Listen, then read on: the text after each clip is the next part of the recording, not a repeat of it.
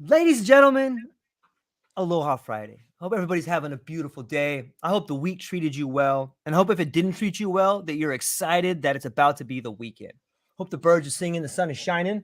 Got a great show for you today. We're going to talk about all kinds of cool things that you probably haven't heard of. So let me just go ahead and introduce this incredible individual I got sitting right here next to me who's going to be spending some time with us today. The one and only Jorge Padron, psychiatric nurse practitioner in private practice and specializes in ketamine assisted psychotherapy.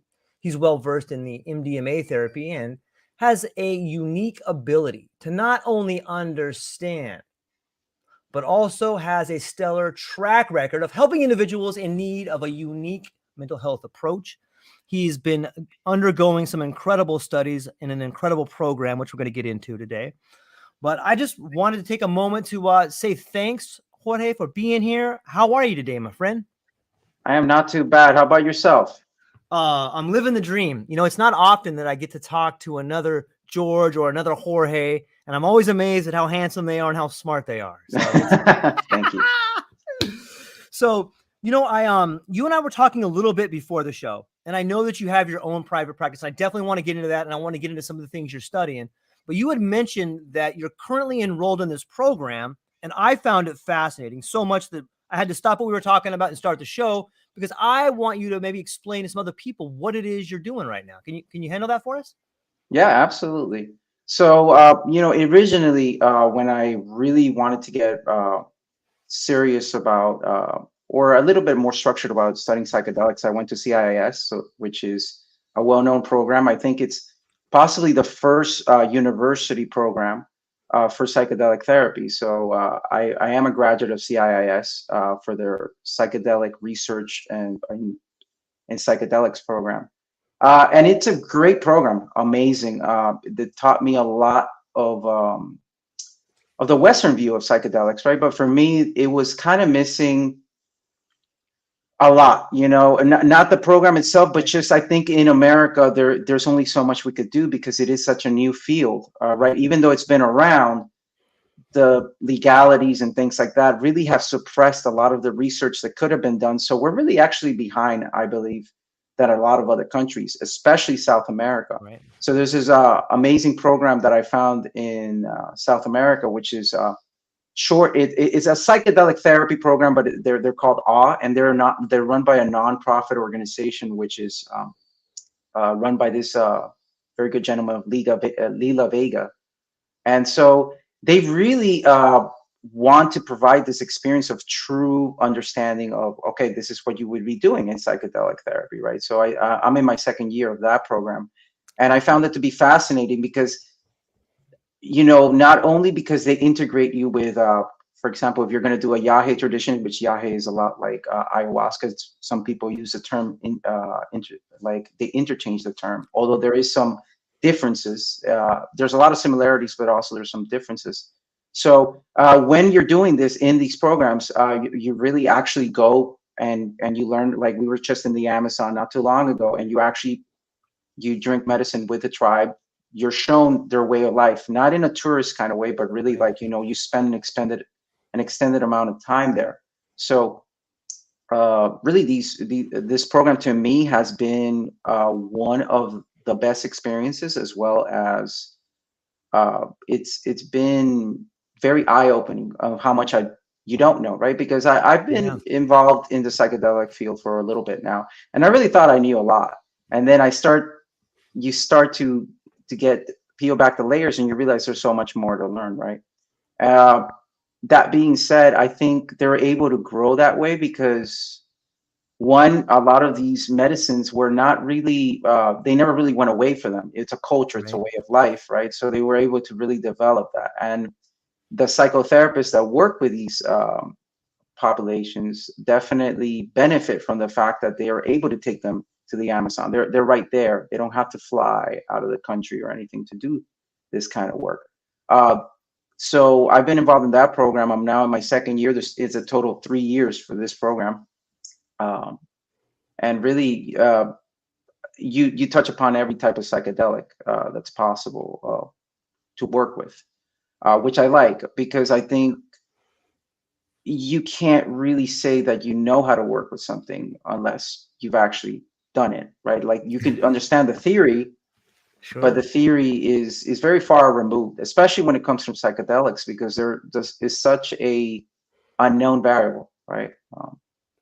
So yeah, very happy with that program. I myself have been trained previously to that in ketamine assisted psychotherapy with Phil Wolfson, which is a pioneer in the field, and I was very fortunate to be able to learn from him. He he's based out in California in the Bay Area, but tremendous work. And I count myself very fortunate to have very good mentors and people to learn from. Yeah, I think it's always an incredible sign of what's to come when people can point to the lineages from which they learned. Pretty powerful. I think it's awesome. As you were talking, I had this thought that medicine is kind of like a language, and when we look back to the roots of language, we can really understand what it is a culture is trying to say. If we look at the West and we look at the language of medicine in the West, we see a type of healing that is meant to cure symptoms. If we stay with that metaphor, what do you think that the language of some of the people, the medicine of the people you're working with says? Well, for them, it's a culture, right? It's a way of life, right? And I Right. think you're right when you say that for us, it's everything is fine until there's a problem, right? Like And if we even want to then. fit, yeah, and we want to fit reality into our Right. view of reality. That's where I Agreed. think a lot of us get in trouble. Like everybody wants to work 80 hours a week, but somehow feel fulfilled, and at the same time, you know, have all these other things, right? Nobody wants to give anything up. And then so some of these working with some of these medicines and to really learn them, they require time investment, they require commitment, and they also require a certain level of sacrifice Hmm. to some of the things that you like. Something that is not a good selling point, right, to societies that are interested in how can I get everything and give up nothing, right? Mhm. It's very different, their perception, right? For them, they're in service to the medicine, or they're in service to this greater reality, or what they call true reality, right? Yeah. And for us, it's just like, well, how can I use that to improve what I'm already doing? So it's a very different approach sometimes. Not for everybody. I don't want to generalize, but for a great majority, I think when you start down this path, even for me, I can't remove myself from that. I thought, well, oh my goodness, I'm going to get all this learning. I'm going to be a better person. And, this is not about being a better person, even, which I think is hard to hear for other people. This isn't about being a better person. This is about being a holistic, an integrated person, right? And an integrated person may not appeal to everybody. You may piss off some people, Mhm. because when you're speaking the truth, it's not always very well received by everybody, right? Yeah, the truth hurts. And sometimes that means the truth you have to tell to yourself about giving up a life that you're living. I think that's part of people's journey too. At least some of the people that I've spoken to, it seems that people that build a pretty good relationship with themselves, first off, it usually begins to happen a little bit later in life. They start seeing these things that they thought defined them, whether it was a job, whether it was a certain education from a certain school, or they have these things that they identify with and they believe that's their identity. And when you start kind of coming full circle, as Shannon Duncan would say, coming full circle here, you start to begin to see this sort of merging, I think, of sacrifice and surrender. Like, okay, do you really need to have that title? Man, everybody looks at me different if I have that title. What happened if you didn't have it? Well, you might not have as much money. Would your wife still love you? But you start coming to these ideas of like, yeah, if you want to be a holistic person, you got to give up some things, and maybe it's not about getting things. Maybe it's about giving things up, right? Is that too Mhm. crazy to say? No, I think that's correct, because I think the more you give up, the more you realize there's a lot of things that you think you need. Now, this doesn't mean that you're going to Well put. go sell everything and go live in a mountain somewhere or Right. anything like that. Right. I mean, that's also an ego thing, right? Like the ego is very extremist. So the ego never does anything halfway. You could always see where your ego has gotten involved, because it'll take something that should have moderation and it'll Mhm. either put it in black and white, or it's either I sell everything and I move to the mountains and I become one with nature, or I need everything that I can buy, right? Like there's never a middle ground for the ego, because the ego is very much a process that's driven by extremes. It's driven by what it can get, and it can materialize spirituality as well, right? Like, so that, I think that's a greater problem, really. Having a spiritual ego is a trap that I think we could all fall into. Yeah, maybe we could unpack that. What does it mean to have a spiritual ego? Like, can you give me some examples of that? Well, right, like I think we all have an ego and you need an ego to one point. But when you have a spiritual ego, right, like you just replace material things with spiritual things, but you use them in a material way, right? So like I had this experience, my experience is greater than yours. I've drinking yahe or ayahuasca 30 times. You've only done it once, right? I can take this dose. I had this experience. Oh, I really transcended the numinous, right? And then that's everybody likes that. Everybody likes to have a numinous experience. Everybody likes that. So I'm not saying there's anything wrong with that, but the ego definitely is always measuring itself, right, by what it can have. And it can, we need to understand that it's not going to go away. You could have 1,000 ego deaths, you're still going to have an ego, right? It's important, and it's actually not something that's bad, right? If you have a very weak ego, it's very hard to even go very far with some medicines, right? Because you'll find that a lot of the time you're not able to integrate the material, or it's too much, right? Because reality by itself is too much. So I think having a spiritual ego isn't necessarily bad, but it's something that should be recognized, that, right, there's parts of us that are going to take an experience, or they're going to take something, and it's going to make it into something. It's going to try to give it some sort of meaning, right? And then the more attached you get to meanings and belief systems, the more you're going to suffer when those are stripped away from you. Because I mean, how many times have you had maybe an experience that shows you that all of the stuff you thought you were doing maybe isn't so important, and maybe the things that you were neglecting were better for you? Yeah, a lot. Where do you think awareness fits into that sort of equation? I think before you can have true awareness, you have to have compassion, right? And then compassion is also another word that is thrown around a lot. But true compassion means that understand that you're just a human being, and you're going to be greedy sometimes. You're going to do these other things, right? So true awareness of the shadow, or true awareness, requires that you acknowledge your limitations first, and that you have compassion for your limitations. You'll be like, yeah, I can be that way. Yeah, I can be maybe a little bit trickster like, right? Or I could do this stuff, which is not bad, right? Or sometimes it can be bad. But if you have that, that's how you get true awareness. If you don't have any compassion, you're going to hide those aspects from yourself and project them onto other people, because that's a lot easier. Nobody wants to feel like they're a bad person, even if they're doing things that maybe are not ethical. So if you have very little compassion for yourself, then you're more likely to be unaware when you're engaging in these behaviors. Yeah, that's really well said.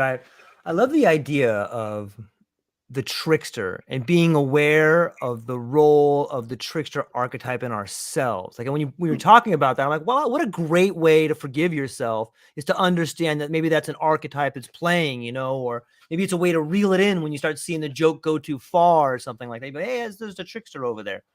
But that's awesome, man. It's really well said. Thanks for kind of putting it in those words you put it in. It brings this other question to my mind that I've kind of been toying with, and I'd love to get your opinion on it. And it is this, do you think there's a difference between heightened states of awareness and altered states of consciousness?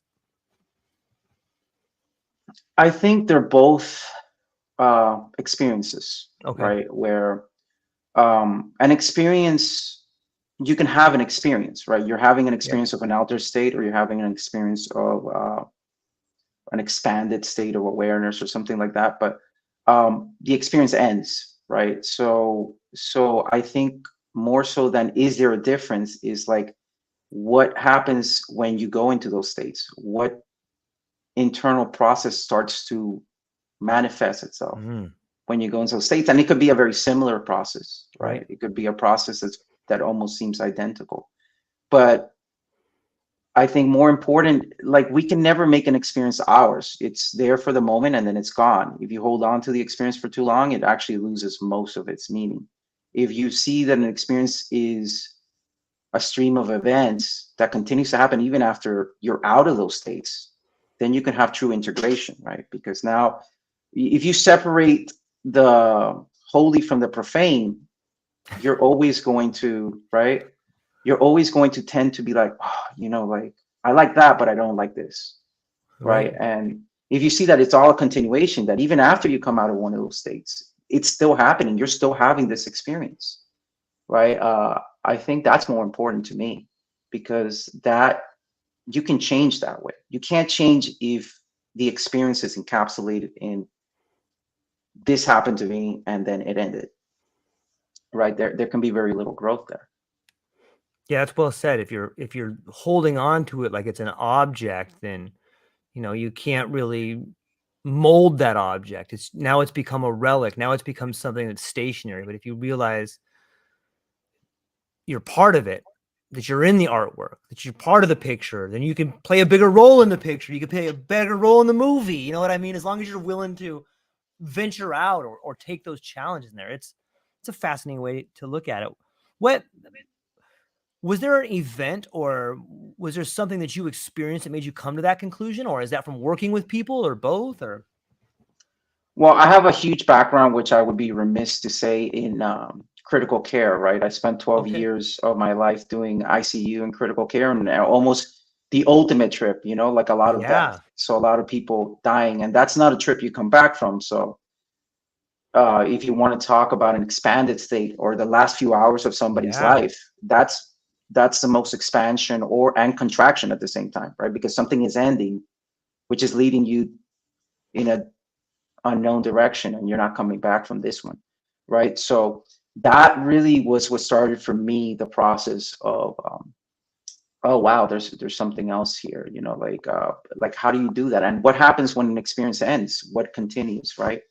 uh, so that got me started really in my path. And I feel working so closely with death for so many years that really uh, prepared me even yeah, for psychedelic work. yeah. I read a lot of biographies, and one thing you never hear when you read a biography about someone and they talk about their last days, what's never in the biography is that person laying on their deathbed saying, I wish I would have worked longer. I wish I would have had more money. I wish I would have, it's always like, I wish I would have been a better father. I've ruined my family, or I wish I would have spent more time doing the things I love. Is that it? So if we take that moment, we just hold that for a moment in a holding pattern. I was speaking with a death doula who told me it's interesting because at times she would be holding the hands of people who are taking their last breath, and she felt as if she could see the unrealized dreams, and it scared the bejesus out of her. What do you think about those two things? Like someone on there, wait, have you noticed a pattern of what appears to be happening in the minds of people? Or maybe you've heard the words of people who are coming close to the mortality experience, and you know, is there some wisdom there that you could give to us that maybe you saw? Yeah, a lot of the same things that you mentioned are patterns that repeat themselves. You know, Mm, people have regrets, people have ways that they wish their life would have been. But I also feel like a good death right. is I was one where talking you about. can again use compassion. It's the same thing as a good trip or going into a trip with the Right. right mindset. What I would see is people that, you know, in the medical system, especially in the Western worldview, we treat death as a problem. We treat it Yeah. as something to be solved, not as a transitionary stage, right? Not as a part of actually life. You know, Right. you have to be alive to die, and you have, you know, likewise. Um, so uh, so there's people that are very, you know, they're looking at death as, why is this happened to me? It doesn't matter if they lived a very short life or they lived a very long life, right? And then these people are very attached to the concept that death is is the end, right? When you have that viewpoint, then you have a lot of regret, you see. If you Mm, have a separate viewpoint, which of course requires a certain amount of faith or sure. requires whatever you want to call it, you're able to release yourself very much like a Right. journey or a trip. And these people have good deaths. They don't struggle with the process. They are able to go with it. And they also understand that whatever may have happened in their life, I guarantee you, even in the worst life, there have been moments that are blissful. And you could choose Yeah. to focus on that, or you could choose to focus on what you didn't do. Either way, you're dying. You're gonna die. And I think that's a gift that we were given as conscious humans, that we get to Yeah. choose, at least, well, not all of us get to choose how we die, right? And we don't really get to choose what disease takes us, but we do get to choose how we look at our life in a life review, right? And although there could be some regrets, even in a bad life, there are moments of bliss. And if you're going to focus on regrets, you should focus on those as well. Or if not, you can't go into past, right? So what are you doing with this regret, right? Yeah. I think it's such a key moment right now to talk about this. With so many of, I was talking yesterday with a friend of mine, Zeus. If you're listening, you're an amazing human being. Thanks for the conversation. We were talking about the humanity, especially and I think it's worldwide. Like there was this giant generation boom, and hence we have the boomers. And there was like, if you just think of the people on the planet as a one organism, as a body, this giant demographic of people in this age group are getting to a point where they're facing their own death. And a Mhm. lot of them are passing away. A lot of them are moving on. And if we see by the people who have spent time with people who are dying, if we read the biographies, or we all have people in our lives that we have seen get close to death, and sometimes we see the anxiety, sometimes we see the dignity removed from it. It kind of seems like that's what's happening in our world. It's like there's this large part of us, like a large part of us that's dying, that's moving on. And so why wouldn't there be agony? Why wouldn't there be anxiety? Why wouldn't there be turmoil? Why wouldn't there be a last stand, a fight, a realization of the unrealized dreams that's beginning to happen? It's this time that's happening there. And I bring that up because it does seem to me, at least in the West, we've taken the dignity out of dying. I know that my great grandmother, I remember being a young boy and going to like this old folks home where she didn't even know who she was. She had lost her mental faculties, but yet we kept her alive. I don't even know why. Like, I don't understand. Like, why would you do that? Here's a person that is no longer with us, but medically we're keeping them alive, even though it seems to me they don't want to be here with whatever spirit they have left. And it speaks, if you look at just that angle of it, it's kind of fractal, because you can look back at the whole medical system now and you go, oh, we're just doing it for money. We're just doing it for our own selfishness because we want to have our memories, or we want to hold on to something. You think that's too much? Is that too broad of a brush to paint it with? No, but I feel like that's not addressing why the system, because we do blame Okay. the medical system a lot Sure. but it's actually not the cause, but it's a symptom of who Okay. we are as a society. We are afraid of death, so we demanded Yes. that doctors fix it. We're afraid of things that are not good, or oh my goodness, even with psychedelics we try to do that. I mean, how Yeah. often is the Western mindset on psychedelics is we want to figure out all the variables so that there's not a problem here, so we know exactly how the experience is going to go. We're going to control Right. the experience, Right. right? It's the same thing with the medical system, right? So why do we keep people alive longer? Not for them, because these people actually, and the few that could talk, or the few that could even make motions, would say, I want to die. They were suffering. Yeah. The pain had gotten to that level. But the family was afraid of death. It was often a Mm. child or a loved one that was afraid of death himself, that projected it onto this helpless person. Now this person is really under the effects, right? And sometimes doctors, um, and my wife is a critical care pediatric nurse, which is an extremely difficult Mm. job. And I don't think I could do that. I did it for adults, but I would not be able to do it for children, I believe. But but you know, like the loved one sometimes will project it. Even these children, she tells me these amazing stories about the child is ready to go. They're like, I know, and they accept it. They often and sometimes accept death better than the parents, Mm, and the parents sometimes can't accept this, you know, and they're right. going to have that trauma for the rest of their life. That's And I crazy. don't blame them, because having a child die is about the worst thing that can happen to you. But what I'm saying is, the system adapted to our demands. We demanded that somebody fix this. And then so the system became, it's a very litigious system. It's a Hmm. system that's based, so the doctors are practicing medicine to cover their licenses that they went to school for a long time. And then everybody blames them for everything. I mean, I've worked with incredible doctors. I really could not tell you that that I could fault them for anything, but they burn out. They burn out Yeah. because of the constant demands. We have we don't even give them time. Sometimes these doctors have 200, 300 people. They're going from one death certificate to another. You lose the humanity in it. The doctors themselves are burning out. The providers are burning out. And the system yet keeps turning. It wants to be more efficient. People want to be seen immediately. Your problems need to be solved now. If I have a condition, I want it solved. But then we blame the system when it turns out to be over medicalized. It's over medicalized because we refuse to grow up. That's the truth.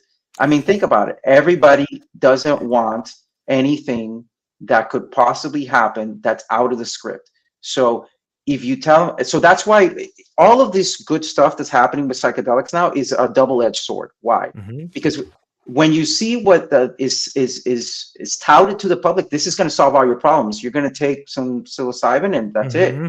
You're going to take some MDMA and that's it. Ketamine, big for that. You know, you're just taking it. No, you have to do work, but people don't want Hmm. to hear that, and they don't want to hear that there's any risk. No, you might have a difficult journey. You might confront some aspects of yourself that are not nice, and you may have to work with that. And but if you put that as a headline, nobody wants to read that, right? So psychedelics had to shed their shadow in order to be accepted by a society that doesn't accept its own shadow, right? And the shadow sides of Mm, psychedelics is really where the growth is, because just like yeah. the shadow side is of us is what needs to be fixed. You don't need to fix the stuff that's nice. You need to fix the stuff that's not working. The envy, the need for validation, those things need to get fixed, and they rely on the shadow. They're not going to be found in the light. So I worry that psychedelics are going to go down the same path. It's going to be good until a couple people have some journeys that are difficult, and then all of a sudden, oh well, psychedelics broke my mind. Yeah, they can do that. Anything that can help you can also hurt you. That's what being a grown-up is, understanding that there is no inherent safety in being alive. Nobody even Mm, makes it out of here, right? So why are we demanding this? This is why the medical system has a problem. It has a problem because the society itself, the fear is what drives it. And anything that's driven by fear cannot be holistic. It cannot really cure you. It can only half cure you. yeah. It's like the story between the difference between the buffalo and the cattle is the buffalo runs through the storm and the cattle runs away from it, right? Like you have to face your fears. Maybe that's what this whole thing is, because we could broaden that whole argument to not just the medical industry. We could broaden that whole argument to science. Like we're constantly trying to find ways to shortcuts to solutions without actually having to solve the problem, right? People don't want to solve the problem. They just want the solution. They want to go right to the back of the book. Here's the answer right here. You know what I mean? Without trying to figure it out. It's well put. Absolutely. It's Yeah. well put. Do you think that that is, you know, is that something that is unique to the Western ideas versus it's everywhere? It's samsara. It's a human trait. Mm, Even, you know, that's also another Western idea, to believe that people that maybe come from indigenous cultures don't have similar, you yeah. know, Yeah. not that they don't engage, not that they may be healthier about the way they go about it, but it's a human trait to not want to suffer. Mhm. That drives the majority of growth. And it's funny, in fact, it's necessary for growth. Yeah. But it's also a Western idea that, like, oh, you know, because we like to package everything, and then so it's like, oh, the people in the jungle, they're really spiritual, but we're not now looking at them as people. We're looking at them as avatars for our own Mm, broken spirituality. And then so when you engage with them, you can't engage with them at a real level unless you realize this is a human being as well. They may have different gifts and traits than us, but they have similar needs, and they have needs for love. Nobody wants to get hurt. Nobody wants to suffer a loss if they don't have to, right? So I do think it's a human trait, not just a Western trait, but obviously because we are a less cohesive society, and we're let's just say we're younger. We're a younger society than most of these societies or cultures that we would be comparing ourselves to. I still believe we'll get there eventually, with a lot of pain and issues, but I do believe we'll get there. But we also have to understand that it's a human condition. Humans, if I tell you, hey, you could walk to get a cup of coffee, it's going to take 10 miles, or maybe you could have a less good cup of coffee, but you don't have to walk. It's like right across the street. You're going to go right across the street. It's a human trait. Human nature. Yeah. You know, a lot of times, you know, it seems that a good pattern for someone growing up is they find a mentor, whether it's a young man that looks to someone older, or a young woman that looks to someone older. If we were to look at our culture being a younger culture, who do you think would be a good mentor as an older culture for us? I think many of the cultures, you're talking about a different culture than ours, or? Yeah, or you could take it whatever way you want. I don't think we should be looking to other cultures. We should be looking to ourselves. Who among us is living in our world, well put. and maybe being a whole human being? And a lot of times you find that these people have a split. You know, they're split. Like you either love them or you hate them, and they're very polarizing figures. And the reason they're polarizing is because they're displaying what a whole person looks like, which is both sides of their personality, the shadow side and the light side, right? The same way why the Greek gods, like, I mean, if you read, they weren't exactly super holy. They were gods, but I mean, like, they were engaged in some serious stuff. But that is why there was no need for a real devil in their society, right? Like, even though you had Hades, it's not really the same connotation we give the devil, right? So in this society, we split that off. So the people that we could be looking towards, we're always looking to criticize. We're looking to see what's wrong with them, not realizing that they're human. And if they're actually authentic, they're going to actually show their shadow side. It's actually the people that you don't see their shadow side that are the most dangerous, because those are the ones that appear on the news. I can't believe he was doing that all this time. I can't believe she was, right? But those people appear on the news. Why? Because a shadow that's hidden is the most dangerous thing. So the people we should be looking for is people that maybe have something to say, maybe something provocative, not necessarily hateful or anything like that. Of course, definitely not hateful, but maybe something that gets you thinking. And I think there are many Western thinkers that, I mean, Phil Wilson to me is one of them. He's not, you know, he doesn't beat around the bush, but I like the way he approaches things. The Jorge Llano, which is the father of the man that did the course that I'm in right now, is to me a great example, because not only does he have the lineage from, you know, working with the graniceros, which is a Mexican tradition, and also working with Yahe and the Kofan, he's a psychotherapist, so he actually has blended both worlds. And I think that that's really what we should be looking for. How do we blend the knowledge of the old with the new knowledge and create something that works for us, instead of trying to take from cultures and take out the culture, you know, take from the culture what we want, and then, you know, not the other parts, right? Like, we're just going to pick and choose.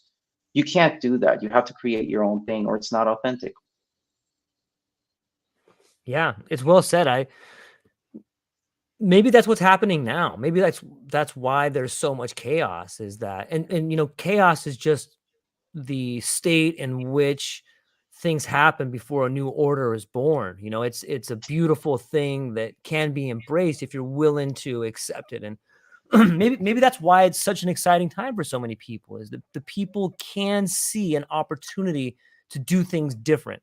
And it seems, while that opportunity doesn't always come around. Maybe it's cyclical, maybe it's a tide or something like that, but it does seem like we're kind of in that area, right? Maybe this is a time to be celebrating. Yeah. I mean, this is a growing pains, right? Right. They're not Agreed. called growing pains for no reason, right? They're growing pains. People are going to mess up. We're going to find some things that didn't work. We're going to hurt a couple people, unfortunately. That's something people don't want to hear, but we're going to, all of humanity really has been that, you get it wrong a couple times and then eventually you start getting it right. You want to minimize how many people you hurt, things like that, and you don't want to justify hurting people. But there's going to be a lot of things. I mean, there's a lot of growth in the psychedelic field. There's going to be a lot of people coming in, and there's going to be a lot of people that are not maybe qualified even to really be. But those people will either learn, maybe there'll be a little bit more humility, right? Because nobody starts out qualified, you get qualified, right? Or, they will hurt people, and then we'll look at that as an example of don't do that. We've had a couple of recent scandals in the psychedelic field, right? And I feel like we've learned about being more transparent, about having some oversight, because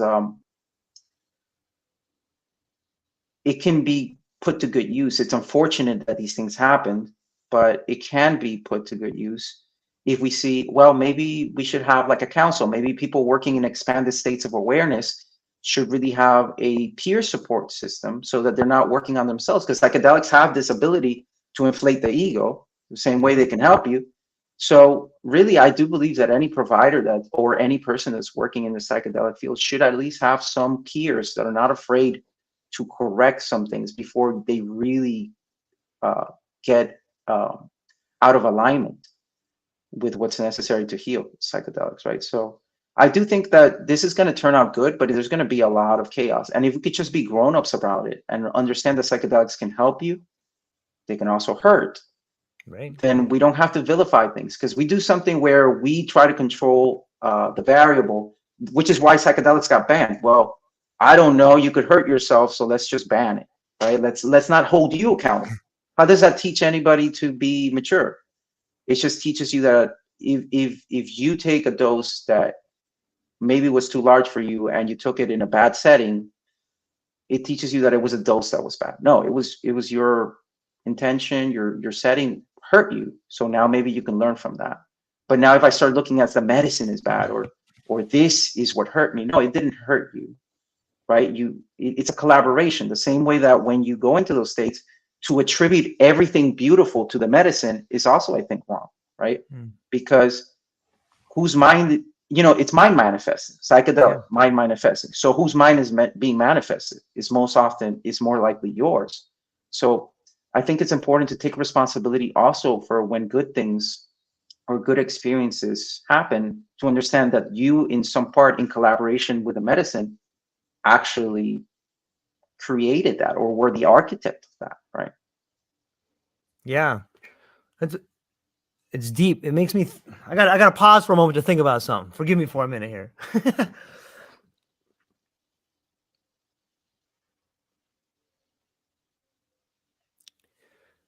Okay, so it's this idea of self-responsibility that is a really good thing, and we touched upon it earlier when we talk about medicine and we talk about death. It seems that the system that is put in control is an attempt to manage liability. And liability is a way to try to make things safe. And at some point in time, the person that manages liability manages everything, because everybody just gives up their sovereignty. Everybody just gives up their responsibility to this idea of safety and liability. Do you think that the psychedelic community is at risk to giving up a large part of what is great about it in the name of safety, in the name of liability? I think that we need to learn to marry both extremes, right?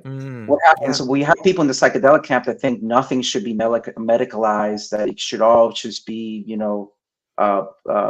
just humanistic, and let's just see what happens, right?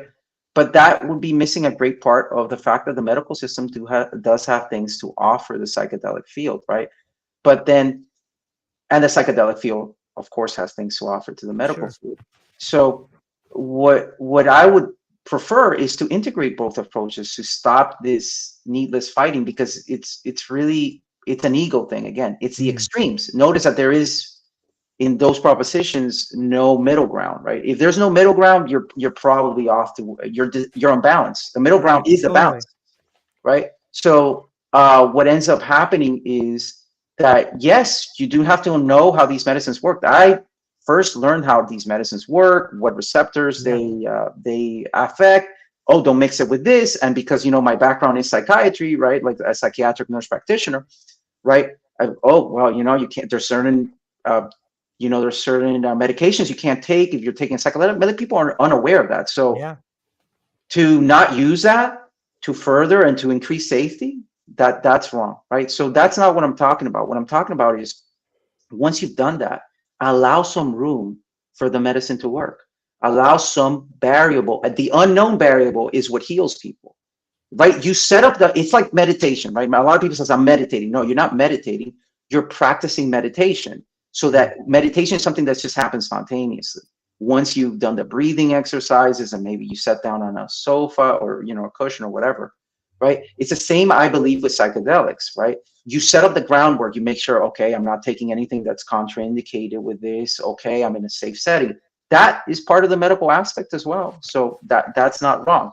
I make sure that if, like, for example, for ketamine, if you have uncontrolled hypertension, it could be a problem, right? So you want to make sure that that's taken care of. You can use the medical system in that way to actually further the safety of psychedelics, because that's not what I'm talking about, right? Like, that is good. You don't want to needlessly just hurt yourself just cause, right? But then you need to learn to let go, even with an intention. I see people get hung up on, I had this intention, but that didn't happen during my journey. No, you're supposed to set up the groundwork, and then you're supposed to allow some room, not a lot, it doesn't even need to be a lot, just some room for the actual expansion of consciousness to work its magic, right? Because if not, then yes, you kill it. If you just know, if you take 5 grams, you're going to have an ego death, and then this is what an ego death looks like, and this is how you should feel. That kills the magic, right? What's the magic in shamanism? Why does shamanism work? Because it does work, but it works because they allow some room for the actual experience to dictate it, right? They're not trying to predict everything that could possibly happen. They're not trying to predict, like, oh, well, what if a dog starts barking outside? They're not trying to do that, right? And then that's what we can learn. We can learn to marry both aspects, get the safety part, understand why these medicines work the way they work to a certain degree, and then leave some room for uncertainty, because the uncertainty is what heals people, right? Yeah. Right? You can't, like, if you knew what you needed to get better, you would do it, right? So obviously this has to be a process that circumvents what you know and shows you things that you didn't. And for that, you need to allow room for uncertainty, and you need to give a wide margin sometimes, if you really have issues or mental health issues. That's a phenomenal explanation of it. And it makes me, thanks for setting it that way. It's well done. I sometimes, I had a really interesting conversation with a scientist yesterday, and he was talking about mysticism as a pejorative, how it gets in the way of everything. But when I hear the way in which you've described the parameters of uncertainty, it seems to me that you have to allow for the magic to happen. Sometimes magic can be interchanged with medicine a little bit, because that's where the magic happens, right? You have magic mushrooms, you have mysticism in there, and it does. And like you said, maybe it's not an either or, it's like a both and. Like, why can't there be room for magic? Why can't there be room for uncertainty? Why can't there be room for mysticism in science? And again, maybe that's what's happening now with these birth pangs. Is this sort of amalgamation of the two coming together? Like, what's your take on mysticism in the world of science? Well, I'll put it this way. I'll try to make it simple, right? When you're going to grade school, right? Do they teach you English? Yeah. Maybe you're right. And do they teach you math? Yep. right? They don't just teach you one, right? Right. And if you try to apply mathematic equations to English, does it work? No, it doesn't. And if you try to use English to solve a math equation, does it work? Well, you would have to use English to say the numbers. Maybe, but I mean, can you compute it? You can't, right? You can't. That's why that's the biggest argument for it. But you need both, right, to actually get through grade school and be a human being that functions. It's the same thing. Whether it's mystics that just don't want to hear science or scientists that don't want to hear mystics, that's missing the complete point, because that's saying, oh, I don't want to learn any English, or I don't want to learn any math.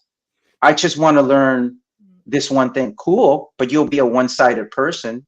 You'll be an illiterate mathematician, or you'll be an English person that doesn't know how to put 2 + 2, right? So to say that mysticism isn't real, that's absolutely untrue, because the results that I have seen when you allow uncertainty, I have patients that have come to me, and I'm fairly Western in my approach, because I don't try to do things, but I allow room for uncertainty. I have patients that come to me that have had 70 ketamine sessions, and I'm not touting my own horn. I'm just saying I don't do anything different. I just give some room for uncertainty. I literally don't do anything different. And they just, in 1 or 2 sessions, why didn't I get these results before? It wasn't because I did anything. It's because I didn't do anything. I didn't try to do something. So I do believe that people that don't allow mysticism or mistrust it are very neurotic by nature. And then and they're no better. It's a belief system. They're both belief systems. So you're saying that one belief system is better than another. Like, that's not a rational argument. That's like saying that an experience is invalid. That's also not rational. Because if you experienced it, it may not be a shared experience, but it's an experience. Somebody experienced it, right? Like, how could that not be real? It's real, but it may just be a singular experience for you. It may be a collective experience. Many people may share it, right? But I think that that's really my argument against both camps. You need both if you want to actually get somewhere. And why is it that people don't get better with psychiatric medications? If you don't need the mysticism, right? Why is it? Why is it the psychedelics? Why, like a lot of psychiatrists initially they struggled with, like, why are these people taking these dangerous medications? Why are you taking a medication that makes you vomit and poop yourself? But yet, if you take Prozac and it just gives you an upset stomach, you immediately stop it, right? Have you noticed that? Like, because Prozac will give you some nausea in the beginning, but people will stop it. But people will go and defecate and vomit with ayahuasca. Why? Because you know what? You can't use a medical medical approach to achieve a spiritual means, and vice versa. So you need both, right? And then we are giving people medication, but we're not giving them an experience. So if you're having an experience of a depressed person, because that's your experience, you're experiencing life through depression, I could give you Prozac and it could work, but there's no experience. There was nothing there, right? So there's always something missing. And you see many of these people relapse, or you see, if you look at STAR-D trials, or you look at any of this, STAR-D is like one of the greatest trials ever done on antidepressants and their effectiveness, and it was found not to be that great. If any other medication 50% or something, wasn't it like 50%? Yeah, that's not great. It's so silly, right? But why? Because we missed the experiential component. If you're having the experience of a depressed person, and I don't give you an experience of someone that's not depressed, it's very hard for you to see where you need to go. So what do psychedelics do very well?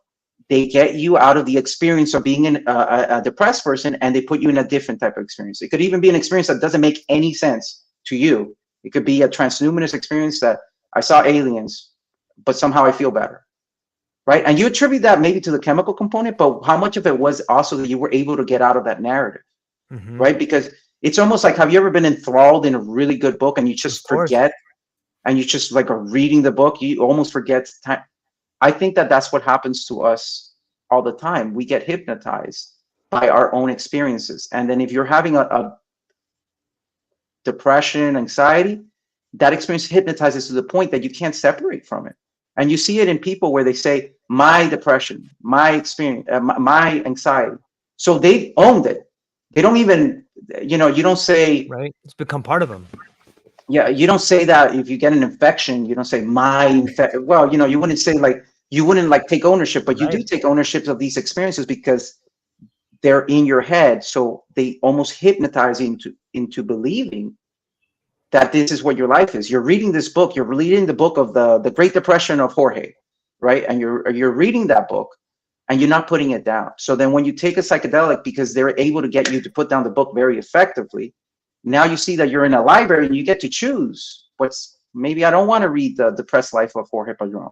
Maybe I want to read the life of, Jorge Padron that went to the park and, I don't know, did something fun, right? That's why they work better, I believe, than what we have in psychiatry today. And this is why people are risking prosecution, and they're risking even being harmed to take these medicines, right? Why? Because the medicines that we have are missing a primary component of what it means to be a human, which is the experiential factor. There's no experience in just taking a pill. Yeah, it kind of seems like the medicines we have today force people to stay in this reality. They deny them the daydream. They deny them the escape from the mundane. It seems that whether you're reading a good book or whether you're daydreaming at work, you're attempting to escape the daily monotony. And if you're forced to live in a monotonous world, if you're forced to read the book you don't want to read every day, you're going to desperately try to get out of there. And if you're locked in there, it's even worse, man. Like, why wouldn't people be depressed? Like, why wouldn't they have anxiety? Yeah. The good news is we have more medicine. The bad news is the medicine doesn't work. It works some of the time, but it works if your problems are very, very benign, or maybe they're, again, I prescribe medication. Sure. I use psychiatric practices, but I always try to give it a holistic approach, because that's a component too, right? Because what's going on is, like, a lot of times I get people and their problem is that they don't want to change the unhealthy life that they're living. Like, they come to me, and just disclosure, I do believe that attention deficit exists. It's definitely proven. Attention deficit exists, but the number of people coming sometimes for attention deficit, and it's really that their life is just hard. Like, they're working 2 jobs. They don't have the strength. They have kids at home. They're sleeping 3 or 4 hours, so they're coming. I'm tired all the time and I can't focus. And then because stimulants work pretty fast, and they work faster than other things, and they also have a slightly euphoric effect, they're taking the medicine, or they think that they need that medicine, and really what they need is to know, you got to give up one of those jobs. Maybe you have to see how you can make do. Maybe you have to do something uncomfortable, but you can't live life like that and expect that you're going to be happy or fulfilled. But we're giving them stuff that lets them be dysfunctional. It's almost like wearing a cast for the rest of your life. When someone is in a bad situation and you're giving them medication and you're not fixing the situation, what you're really doing is you're covering it up, so then that person is prone to get depressed. So how much of it is that the medicine doesn't work? How much is it that people don't want to change their lifestyle? They want to keep living in their box. If you want to keep living in your box and your box is not good, don't be surprised that no matter how comfortable we make that box, it's a box. And if it's too small for you, you're going to feel uncomfortable. Yeah. Is it that people don't want to change, or is it that the environment around them? I think there's got to be a relationship to the environment. And it seems to me that from a young age, you're conditioned in a way. You know what I mean by that? Like, and so I read a good quote that said it's that people don't resist change, they resist being changed. And it seems like we've been conditioned for so long, now they don't want to be changed. But even though it's the thing that's good for them, and you bring up such a great point of, like, I know what it's like to work to get 4 hours of sleep, to feel inside like you're not being a good husband or a good father, but I got to earn the money. Otherwise I can't pay for tuition. Otherwise I can't pay for the mortgage. Otherwise my cat's not going to have food.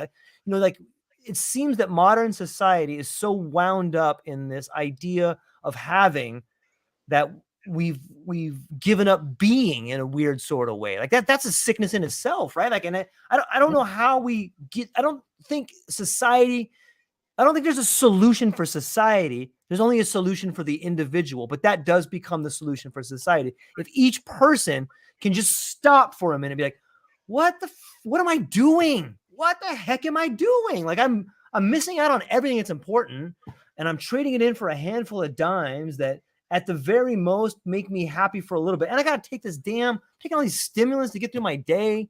It's kind of, even though I feel slightly euphoric on some level, it's making me callous to the things that I really like. Maybe like it's really sad, but in a way, isn't all great stories have a bunch of tragedy involved in them, right? Like, and it's that tragedy that forces us to feel the exuberance of the end of that great book. And that's kind of a shotgun at the back. But what do you think as a doctor from that particular story there? Is that kind of what you see? Well, I'm very big on saying that I am a nurse practitioner. I'm very proud to be a nurse practitioner. Yes. And I like to always emphasize that, because I think nurses are specifically situated, right? Because nurses try to heal you with what they try to go with the healing process. They don't try to go against it. So that's something that I like about nursing very big, right? Like nurses, I think it's a shame that there's not more nurses in the psychedelic field, because nursing is ideally suited. Nurses support the healing process. They don't try to take over it, right? And I'm not saying that doctors do, but some can. And I'm not saying there's any better or worse. I'm just saying it's part of just tendencies. So I think that, yes, without pain, I wouldn't be this person. I wouldn't even have gotten any of this training, because I just didn't want to suffer. I also don't want to suffer, but I said, well, this seems like it's the only thing that really makes sense, and it works, and it's not covering up something. It's not pretending that my life is great when it's not, right? So I do think that suffering produces change, but there's a whole lot of people that are suffering needlessly, and they're like stuck in a cycle of endless suffering. Even if they get out of one problem, they just get into another problem, and it's patterns. You're right.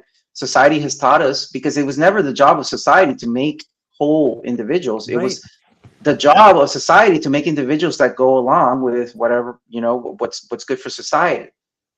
But I think we're getting to a tipping point. I do believe that, with COVID really greatly accelerating the mental health crisis. I think people are starting to realize this is not going to work. We're not going to be able to do this. Even I see patients that have very little training in psychology saying profound truths. And I don't blame any patient, no matter what their condition or person that comes to me, because you're right. A lot of it is the environment conditioning them. And I don't think anybody wants to make themselves suffer. And also there's an incredible amount of compassion for what I believe to be the greatest tragedy that could happen to someone, which is, to lose yourself, to lose your sense of consciousness, and to live a constricted life when you have all of this, right? But that's also part of like whatever, I do believe that having the human experience is painful in itself, and it's necessary. It has to be. Right? Because that's the only way, because that other realm that we love so much, I love it too, is very amoral. It's very impersonal. It doesn't really care. If you notice, like some of the messages you might receive sometimes are not really very convenient. And so you need to, it's true. and you need to moderate that. You need to be like, okay, well, and that's where the ego is handy, because the ego is always going to kind of advocate for you. It's going to be like your manager say, hey, no. Come on, buddy. You don't need to do that one.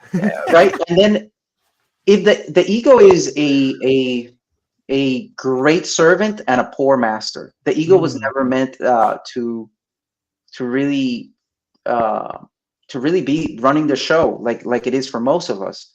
And there's a great book, I think you may be familiar. It's a famous book, The Master and His Emissary, where it really talks about and it talks a lot about this concept. When the servant starts to believe it's a master, it gets neurotic because it doesn't have the skills of the master, right? And then so that's what's happening to people, right? Like they're living a constricted life. They're living a life that yes, there's some change can be there, but knowing how to suffer is very important, because pain for pain's sake is just masochism. It doesn't really lead to growth necessarily. Now, Yeah. if you know how to suffer, it's like a master gardener. They could turn it into compost and it could produce even more fruit. But you need to learn how to do that. So it's not teaching people to avoid pain, but teaching people what to do in a painful situation. That is what I believe we should be focusing on. Yeah, it's a beautiful way to put it. You know, if you can learn in small steps to sit with suffering, then you can learn how to hold it. You know, and like that's a tough thing to do in the beginning. And maybe that's why life just throws us little things at first. It's like, hey, maybe, and if you begin to think of your life like that, hey, all of a sudden you can kind of see it from like a third person perspective. So the same way on a high dose psilocybin trip, you get to see yourself in a third person or from a different perspective. If you can see your relationship with suffering from a different perspective, I found that helps, because you can see yourself holding it. Okay, give it back. It's like a crying baby that's not yours. Like, this is awesome. Okay, let me hand back the baby for a little bit. Good thing it's not my baby, but it's interesting to think about it from that concept. And I really like that idea. I also really love the ideas of Ian McGilchrist in his books, which they're not easy reads, but they're really rewarding reads. And if we could talk about that for a minute,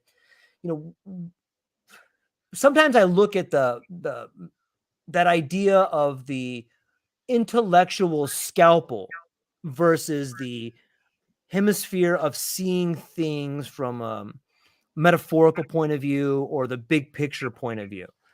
And I've used that sort of paradigm to look at the way in which, at least in the West, I can't speak to other countries because I don't have a lot of knowledge about it, but it seems in the West we have taken this route of specialization, the same way that the intellect tends to specialize with things. Do you think that specialization, not only in medicine but in our culture, is an issue? It's an issue when you don't realize there's things outside of your specialty, right? It's an issue Right. where it's not an issue in itself. Okay.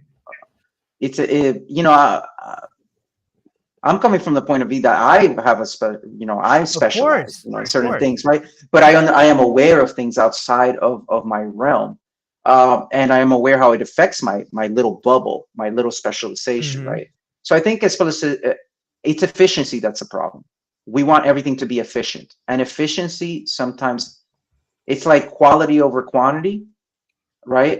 Efficiency, wanting to be more efficient is, I think, more of a problem than specialization, because wanting to be more efficient, you cut out a lot of the fat, and then a lot of this fat is actually ends up being important. Like, and you look at this in discoveries that initially, like you look at junk DNA, you look at things like that, initially thought to not contain anything, and I'm like, oh, it contains like a lot of stuff. Maybe there's something in here.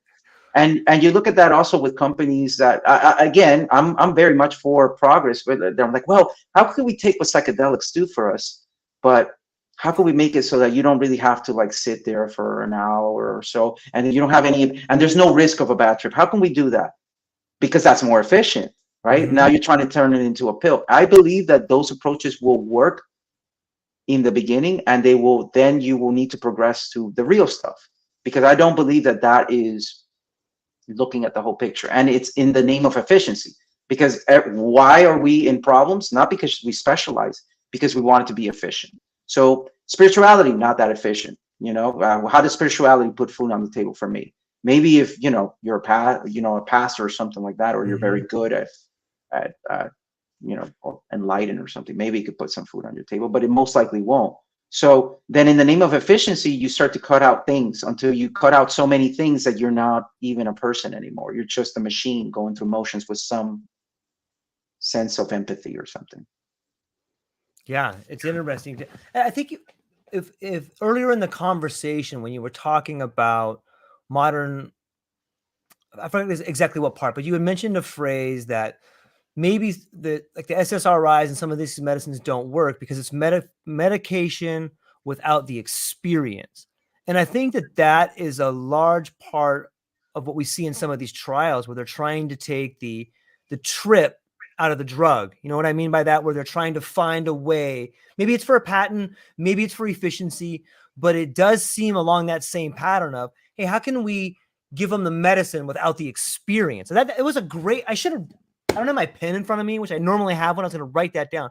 But I think that's one of the best explanations of what's happening is in society that has happened is that we have tried to take the experience out of the medicine, right? Yeah. And the experience is what heals. For example, Yeah. when psychotherapy. I'm gonna get my pen. I'm gonna get my pen real fast. I'm sorry. Yeah, no problem.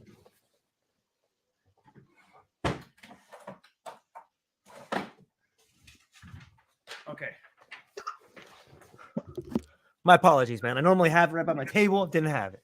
Okay. No problem. All right. Carry on, my friend. Yeah, no, I mean, I think that the experience is what heals, right? Because it's the experience that's missing for most people. The experience of love, the experience of being forgiven, the experience of saying something that to maybe someone that's passed on, the experience of expressing anger or rage that you couldn't express at that moment. Maybe you're too small and something happened to you and you felt powerless and you couldn't express at that moment, but all this time it's been burning you up on the inside. And now you get to experience what it's like to say no, to put a boundary as an adult. That is why people get better. At least when I treat people, that's why people get better. They don't get better because I said something really clever or witty. They don't even get better because all of the medical stuff that I do, they get better because they have an experience of what it's like. It's a corrective experience, right? So when you take the experience out of the medicine, I really think it's a disservice. I was in Wonderland, Miami, this past year, and there was a speaker, and I don't want to besmirch anyone, but there was a speaker saying, well, we're getting like, we're really being very respectful. So we're getting someone from Harvard to inform us that we're being ethical about the way we're making this ayahuasca pill. Yeah, but you didn't ask the people that actually came up with it in the Amazon. Yeah. You didn't.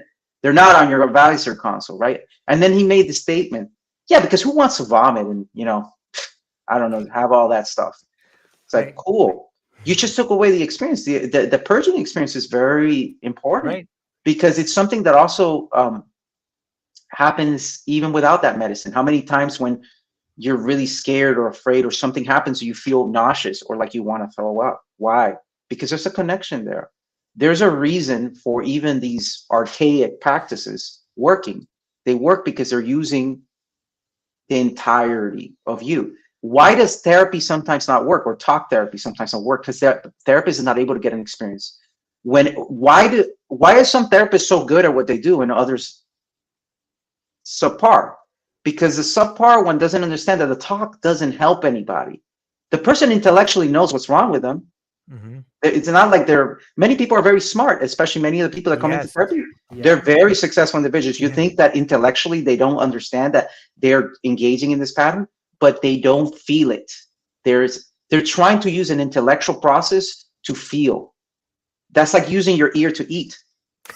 You can't do that. It's never going to work. You're going to get an ear infection, but it's not going to get in your stomach. Right. So when therapy is good, it's because it provides an experience. The person had an experience that maybe between them and the therapist, they collaborated and something came out of that. And then that got them better. Whether medicine is involved or no medicine is involved. That's really what healed that person. Right. Not because you talk to them every week. Because there's people that sometimes I get them and they're like, well, how long have you had a therapist? Oh, 20 years. Oh, what's the therapist? Oh, they're like a friend. Right. Maybe. But that's like a friend you pay for. Yeah, that's paid friend. Because the reality is talking about the same problem is not going to fix the patterns that produce it. That's like trying to stamp one ant at a time instead of taking care of the anthill, or seeing that maybe there's a crack in your window where the ants are coming through. It's not. It's actually, you're never going to get there. You may kill one ant, 100 more will come to take its place. And that's what happens with thoughts, because thoughts are like ants. They are constantly producing your brain, and they're not inherently true or untrue.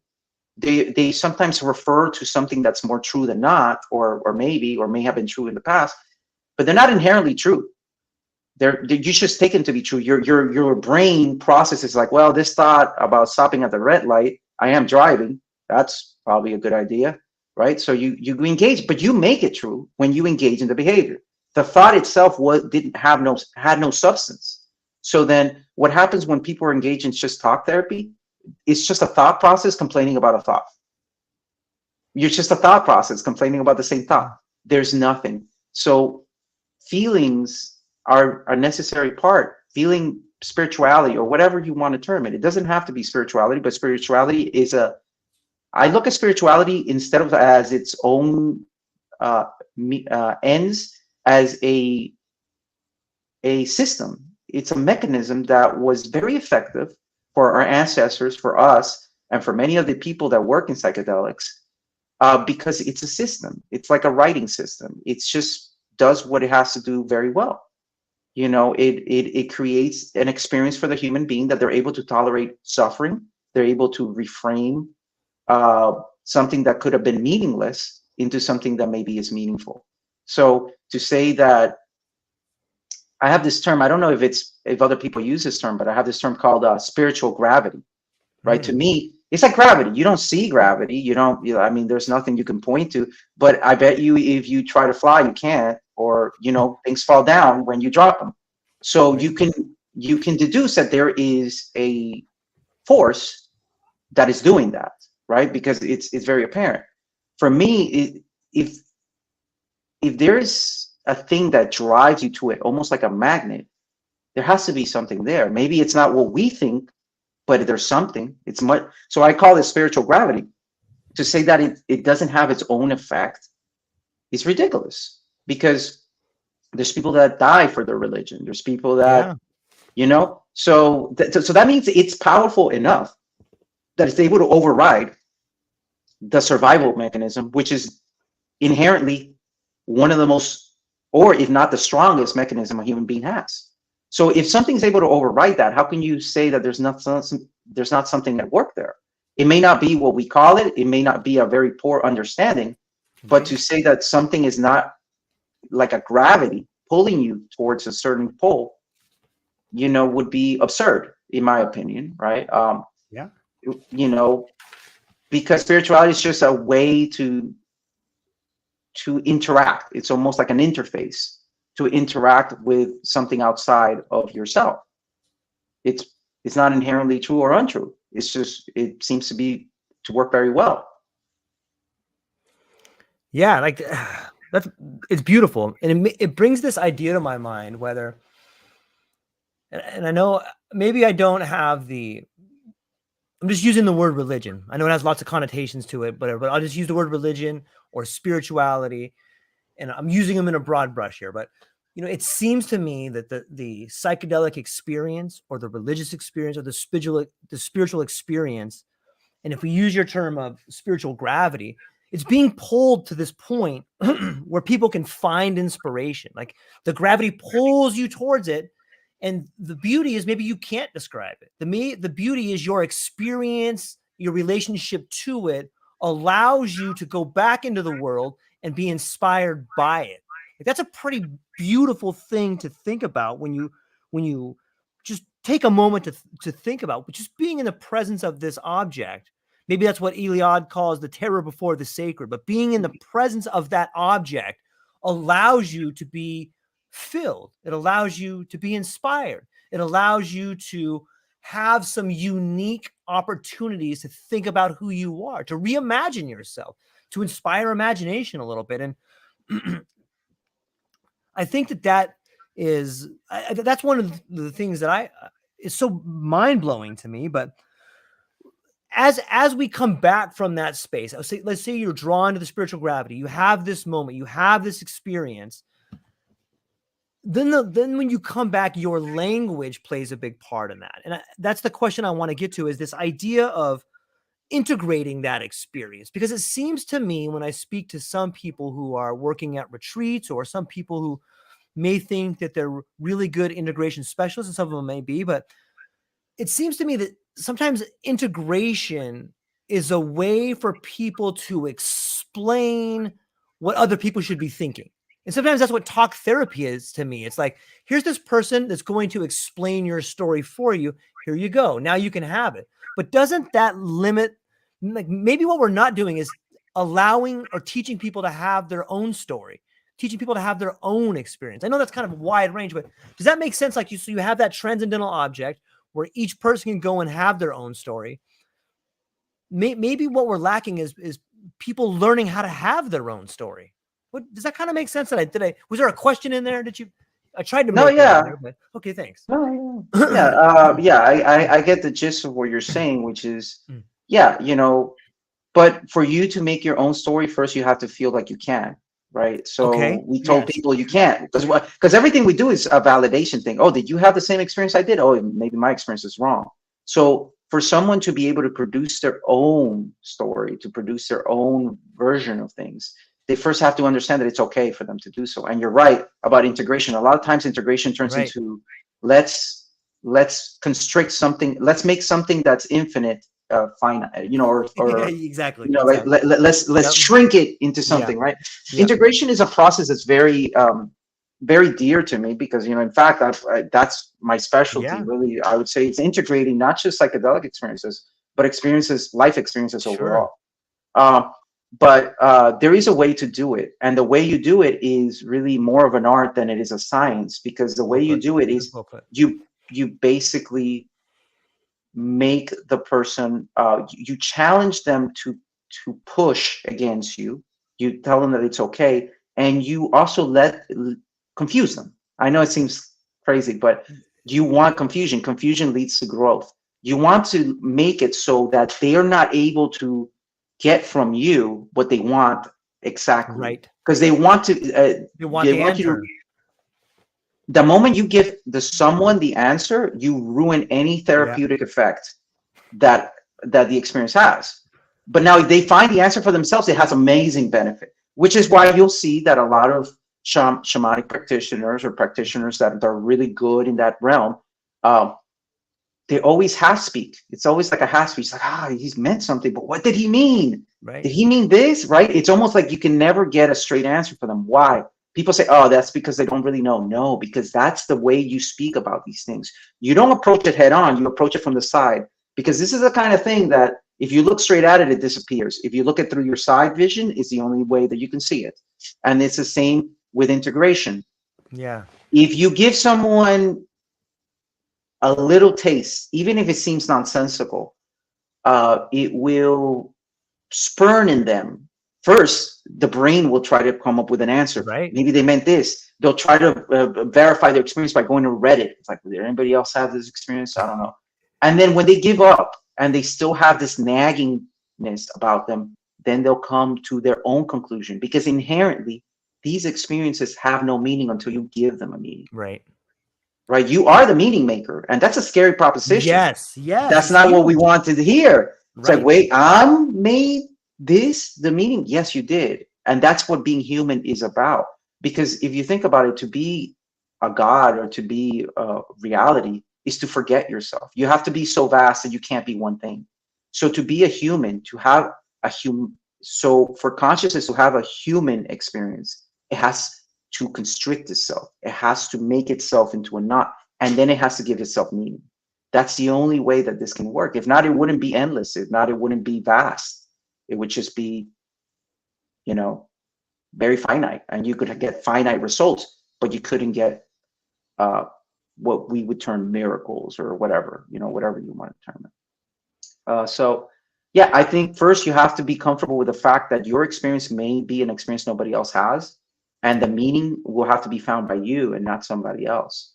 And a good integration specialist, a real one, will not give you the answer. They will confuse you and frustrate you a little bit so that you come up with it. Because at the end of the day, you can't change anybody. People have to change from the inside.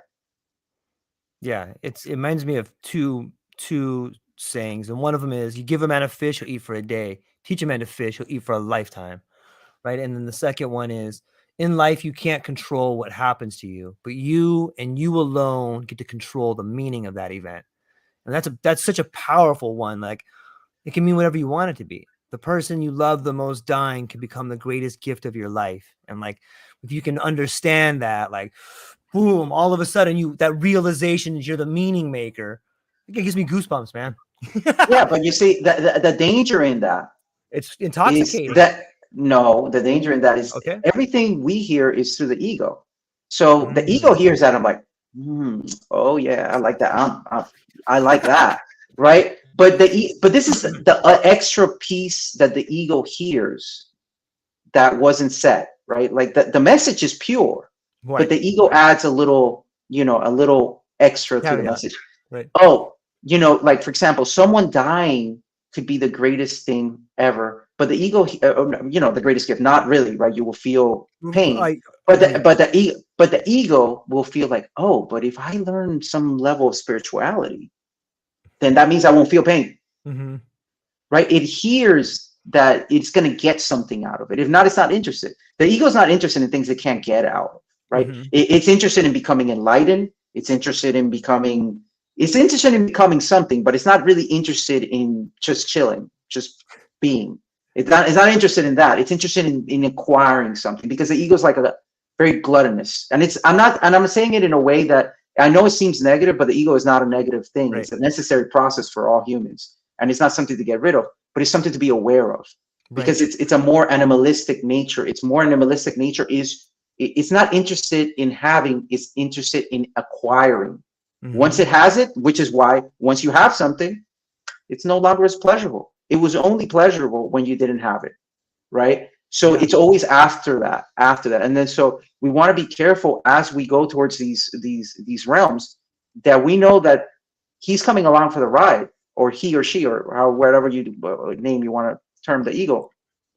And I like to preface it a lot like, I think one of the clearest explanations of the ego is the Lord of the Rings franchise is great, because Golem is a lot like the ego, right? It actually is actually what guided Frodo to the mountain, right? And actually bit off his finger. I mean, everybody should have watched the movie by now. So right. And then it burned itself up with the ring, but that's what actually completed the process, right? Frodo by himself wouldn't have been able to make it. Right. And it's just like that. Like a person without an ego is not even able to go into these spaces and come back whole, because the ego is what integrates you back. It's like, no, we got to put this shit back together. Like, what do you mean? And it does that. And in some ways, it's the ego's imperfect nature that actually allows you to progress. There is no progression in a being that doesn't need crave something. So the ego's own negative traits actually lead to growth if applied correctly. Yeah, it's beautiful. It's well said. I love earlier in the conversation, you had addressed it on some level as the trickster. And it does seem like, hey, let's go do this. And we could totally do that. Hell yeah, we could do that, And it forces you down this road that you probably wouldn't take unless you were tempted down it. But that's the road of change, right? And like, the ego will pull you so far down that road. You're like, and everybody knows this. Well, I guess there's no turning back now. Might as well commit to it, but, and I think that is, maybe instead of an ego death, there's ego integration. And like, that's what the integration is, right? It's like, oh, I see what's happening here. I have this force, this trickster inside of me that seduces me to do these things in order so I can grow. And then if you begin to have that relationship with it, maybe it becomes much more manageable. But maybe you don't want it too manageable. Maybe you want to have those giant, ideas so that you can grow. Like, I don't know. As I get older, I have less of those giant ideas. So maybe it's a natural progression. What's your take on that? Well, it's also like I guess this is not something that can be proven, but it's also the concept of like, is it really your idea, or is it just, are we just a receiver? Right? Yeah. Right. Right. Like, because I look at a consciousness more as like if you're a TV, right, and you could get great reception, you could get satellite dish reception, but you're not producing the shows. Nobody looks on a TV and it's like, oh my goodness, that episode of Breaking Bad was amazing. This TV is a genius. This TV is a genius. How did it write such an amazing conclusion? Right? No, the TV can be a great TV. It could be a high definition TV. It could vary, 6 feet long or whatever. but it doesn't really come with it. And I really, for me, losing interest even in my own thought process required that I'm not really the one producing this. I'm just like sometimes a receiver of whatever, you know, and then sometimes I could be very clear, you know, and sometimes I could look like another fool. And both things are possible, right? Right. It's not really up to me. So I think people that sometimes we term them as people that are very witty or things like that, they're really just tuning into that frequency. So they're really just a clear TV. They're a TV with great reception, and they Right. can pick that up. But the ideas themselves are not coming from that. And I think that that's why consciousness, it's been so hard to find consciousness inside of the brain, because it may not be something that's coming from the brain. We may just be the receiver of that field. Yeah, that kind of speaks to the idea of like the non-locality of mind, right? Have you heard some of like what is that? Is that a similar concept? Yeah, it's a similar concept. I think there can be a mind with no body, and there that concept has been around for a long time. Alexander David Neal, which was one of the first to report, you know, she was one of the first women that actually got into Tibet, and actually back when Tibet was closed, you know, to foreigners, and as a woman, she disguised herself as a man, and you know, like was able to infiltrate, and she reported the concept of tulpas. Tulpas are thought beings, you know, what they, I'm not saying that it exists or doesn't exist, I'm saying the concept of it, right? And then the concept is that they would focus really hard on creating a being made out of thought, and then that being would be like a servant, but it would have their own independent thought process, and it would be completely independent of their own body even, right? And then you see that that concept has actually been popularized even in modern day times by people that they create a separate personality in their brain for themselves. Not that they don't have split personality disorder, but they have that. So how is that possible? You know, that for you to split your consciousness in that way, right? I do think that there's something to it. There might be something that maybe is not really in this realm. It'd be hard to prove or disprove that, but I think there's a lot of the term I use, spiritual gravity, pointing in the direction. You know, shamanic practitioners engage in that realm. Where are they getting their information? It's outside of themselves. So are they tapping into what we call the collective unconscious? Are they tapping into other areas, right? But what are they tapping into? We don't know yet, and maybe we don't need to find out. Maybe the moment you find out, you unravel the whole piñata and it doesn't work anymore. Maybe it works because it's unknown, you know, and even something that doesn't exist can have an impact, right? Yeah. It has an existence in itself.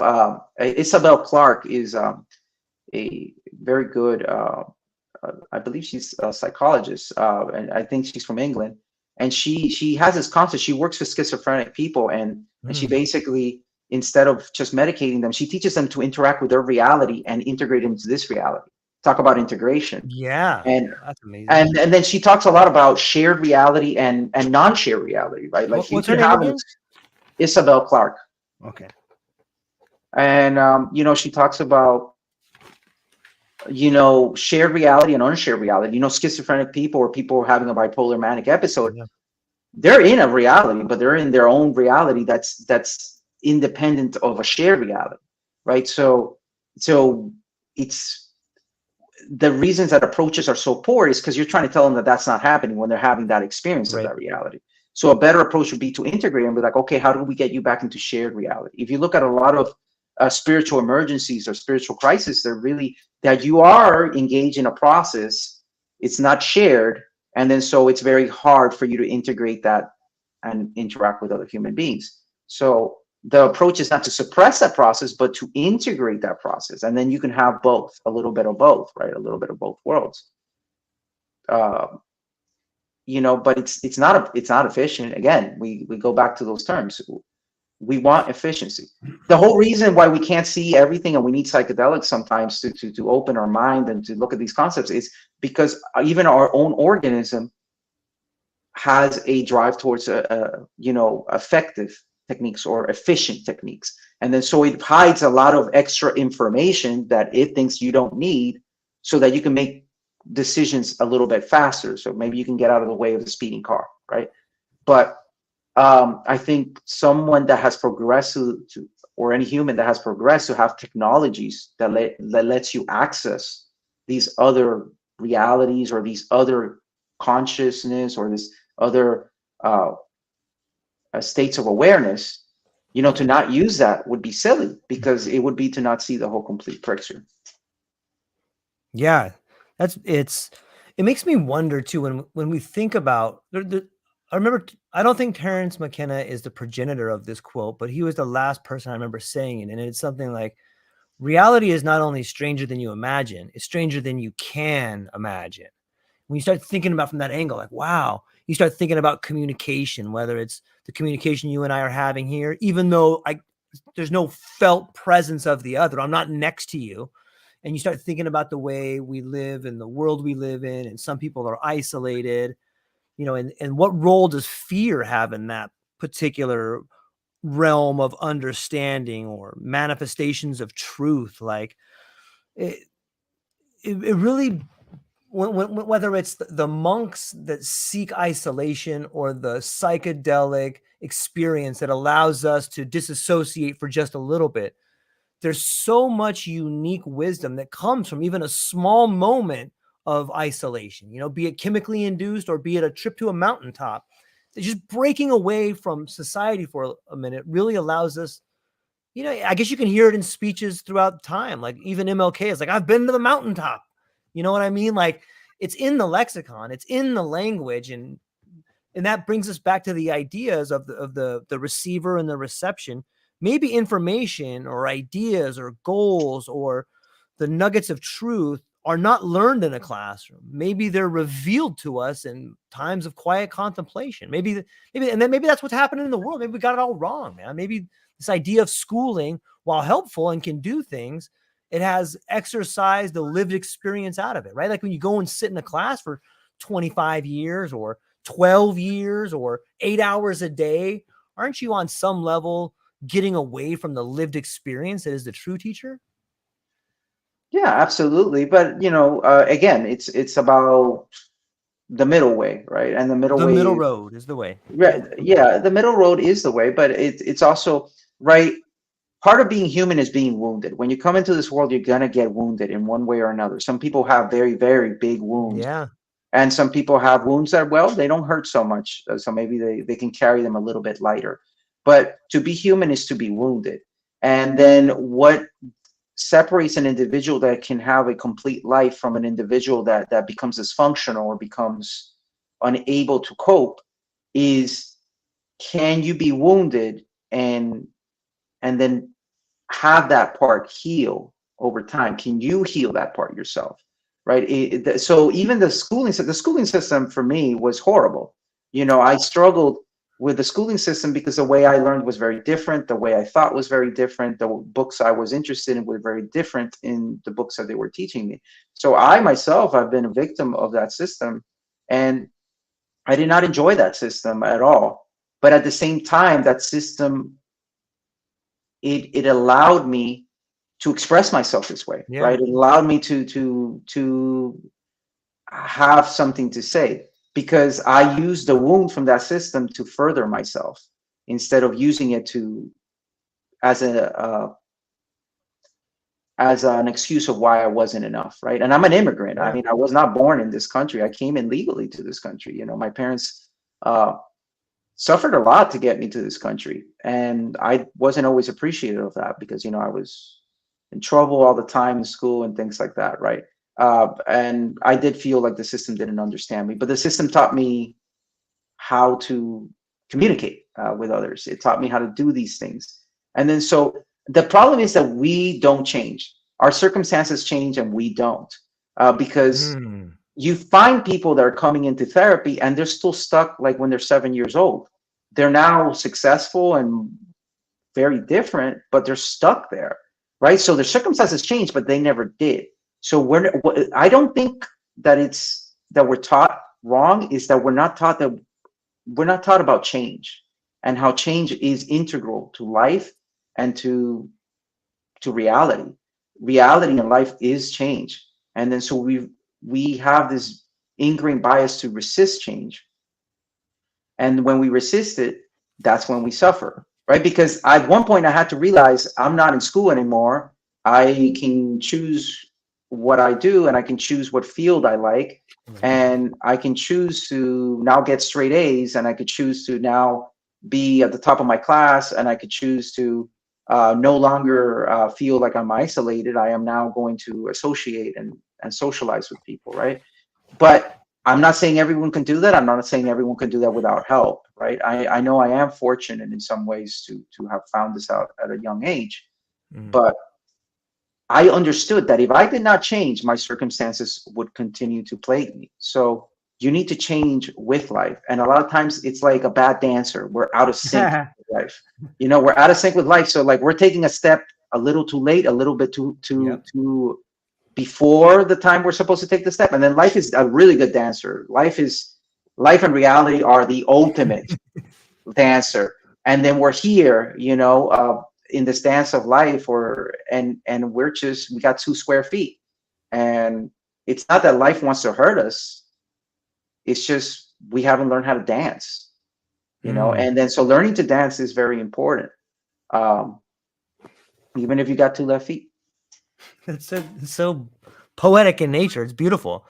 When I think about a lack of change, when I think about mental illness and how a lack of being able to integrate change could result in mental illness, I'm reminded of the lack of rites of passages that we have in the Western society. I'm reminded of the you know, you hear echoes of a quinceañera or a bar mitzvah, but for most people, they don't really have a community rite of passage. You know, there's not a lot of that. And I'm wondering if, you know, isn't that a form of shared sacrifice when people can go to that rite of passage and learn what it's like to change, and then they can embrace it? Because sometimes they get to be the person clapping, sometimes they get to be the elder, sometimes they get to be the kid that goes through the ceremony, and you get to play a different role in these rites of passage. What do you think about rites of passage? And is that something you see in the program that you're in now versus what you learned at like CIIS or one of these schools here? What I greatly respect about the people that are in the program now is that they're willing to be criticized. They're willing to not cater to your every whim, but they want to give you a real experience. I really like the main, you know, the progenitor of the program, Lila Vega, because he shows you instead of trying to like tell you, you know. He's very quiet individual. In fact, very hard to even have a conversation with him because he's very quiet, but he just knows, and you can see it because it's in the little things he does. And then, so this program is a lot about showing, not telling. And I like that because you know, you have to show the goods. If you really know, you know, there's a saying, obviously that's pretty famous, that like, you know, those that know don't speak, and those that speak don't know. And you know, obviously there's exceptions sometimes, but I really do believe that, you know, a lot of times if you really have a certain understanding, you can just show it very easily. You know, it's just natural. You don't have to try too hard. And if you really don't have it, then you have to put on a lot of theatrics, a lot of like, you know, you got to wear certain things, you know, stuff like that. And I think that's missing. You can have all the garments you want, but it's not the garment that makes the magic happen, right? So this program to me is, if it's not the best psychedelic program that there is out there now, it's at least one of the best, because they really do put you to your limits, whether it be confronting your shadow or things like that. They really do. And so I have nothing but good things to say it, even though, because the program is hard. At the very first couple of times, especially the first retreats, I was like trying to bail. I was like, I don't know, this is too much. This is too much for me. You know, like I like the Western approach, but you know, it was very hard for me to integrate the Western approach with this approach. Not to say that they don't have Western viewpoints, because they're psychologists as well, and they have therapists on board. But a lot of the way that they even rebranded the program now, because the program no longer exists like how I'm taking it. We were the last class, which is called the Psychedelic Assisted Program, and the program has now expanded to be called I believe it's, was it Mysticism, or it's a mysticism program, or I forgot the exact name. They just rebranded it. It's the same program, but now it doesn't require that you use psychedelics. It also integrates just shamanic cultures that are not using psychedelics, just mysticism. So I believe it's called the program, actually. I just got an email of the name change. Maybe. Sorry about that. I forgot. Not at all, the man. name. Yeah, I don't have the name here, but it's a great program. It's hosted to Huawei, but so I like that. I think that psychedelic or otherwise programs that deal with consciousness should really show you instead of tell you, right? Like nowadays, and again, not disparaging anybody, there's 1,000 programs for psychedelic. Learn how to do psychedelic therapy. Learn how to microdose at home. You know, maybe it's a start. It's better than nothing, but it's missing a lot. You know, if you're gonna play at those levels, if you're gonna take your consciousness to those levels, you can't just go halfway, or you can get hurt. You know, you really eventually have to commit to going all the way, right? Completing a process is as important as starting it. If to go halfway, you could get stuck there. You know, for me, and it's not an elitist point of view.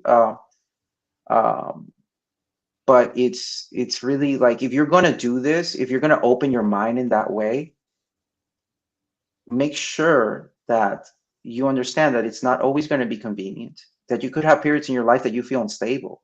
You could have periods in your life where you're actually healing, but it looks horrible. Your marriage is falling apart. Things are not working out for you at your old job, your corporate job or something like that. And then it doesn't look very healing, but there could be a change there. But if nobody prepares you for that, it could be very destabilizing. You know, like, and it's a half completion of a process. So you get hurt by that. It's another trauma to add to the belt. So it's very important that we have more programs that show you instead of tell you, because telling is not how this stuff works. You know. Yeah, I guess that's where the shared sacrifice comes into play there.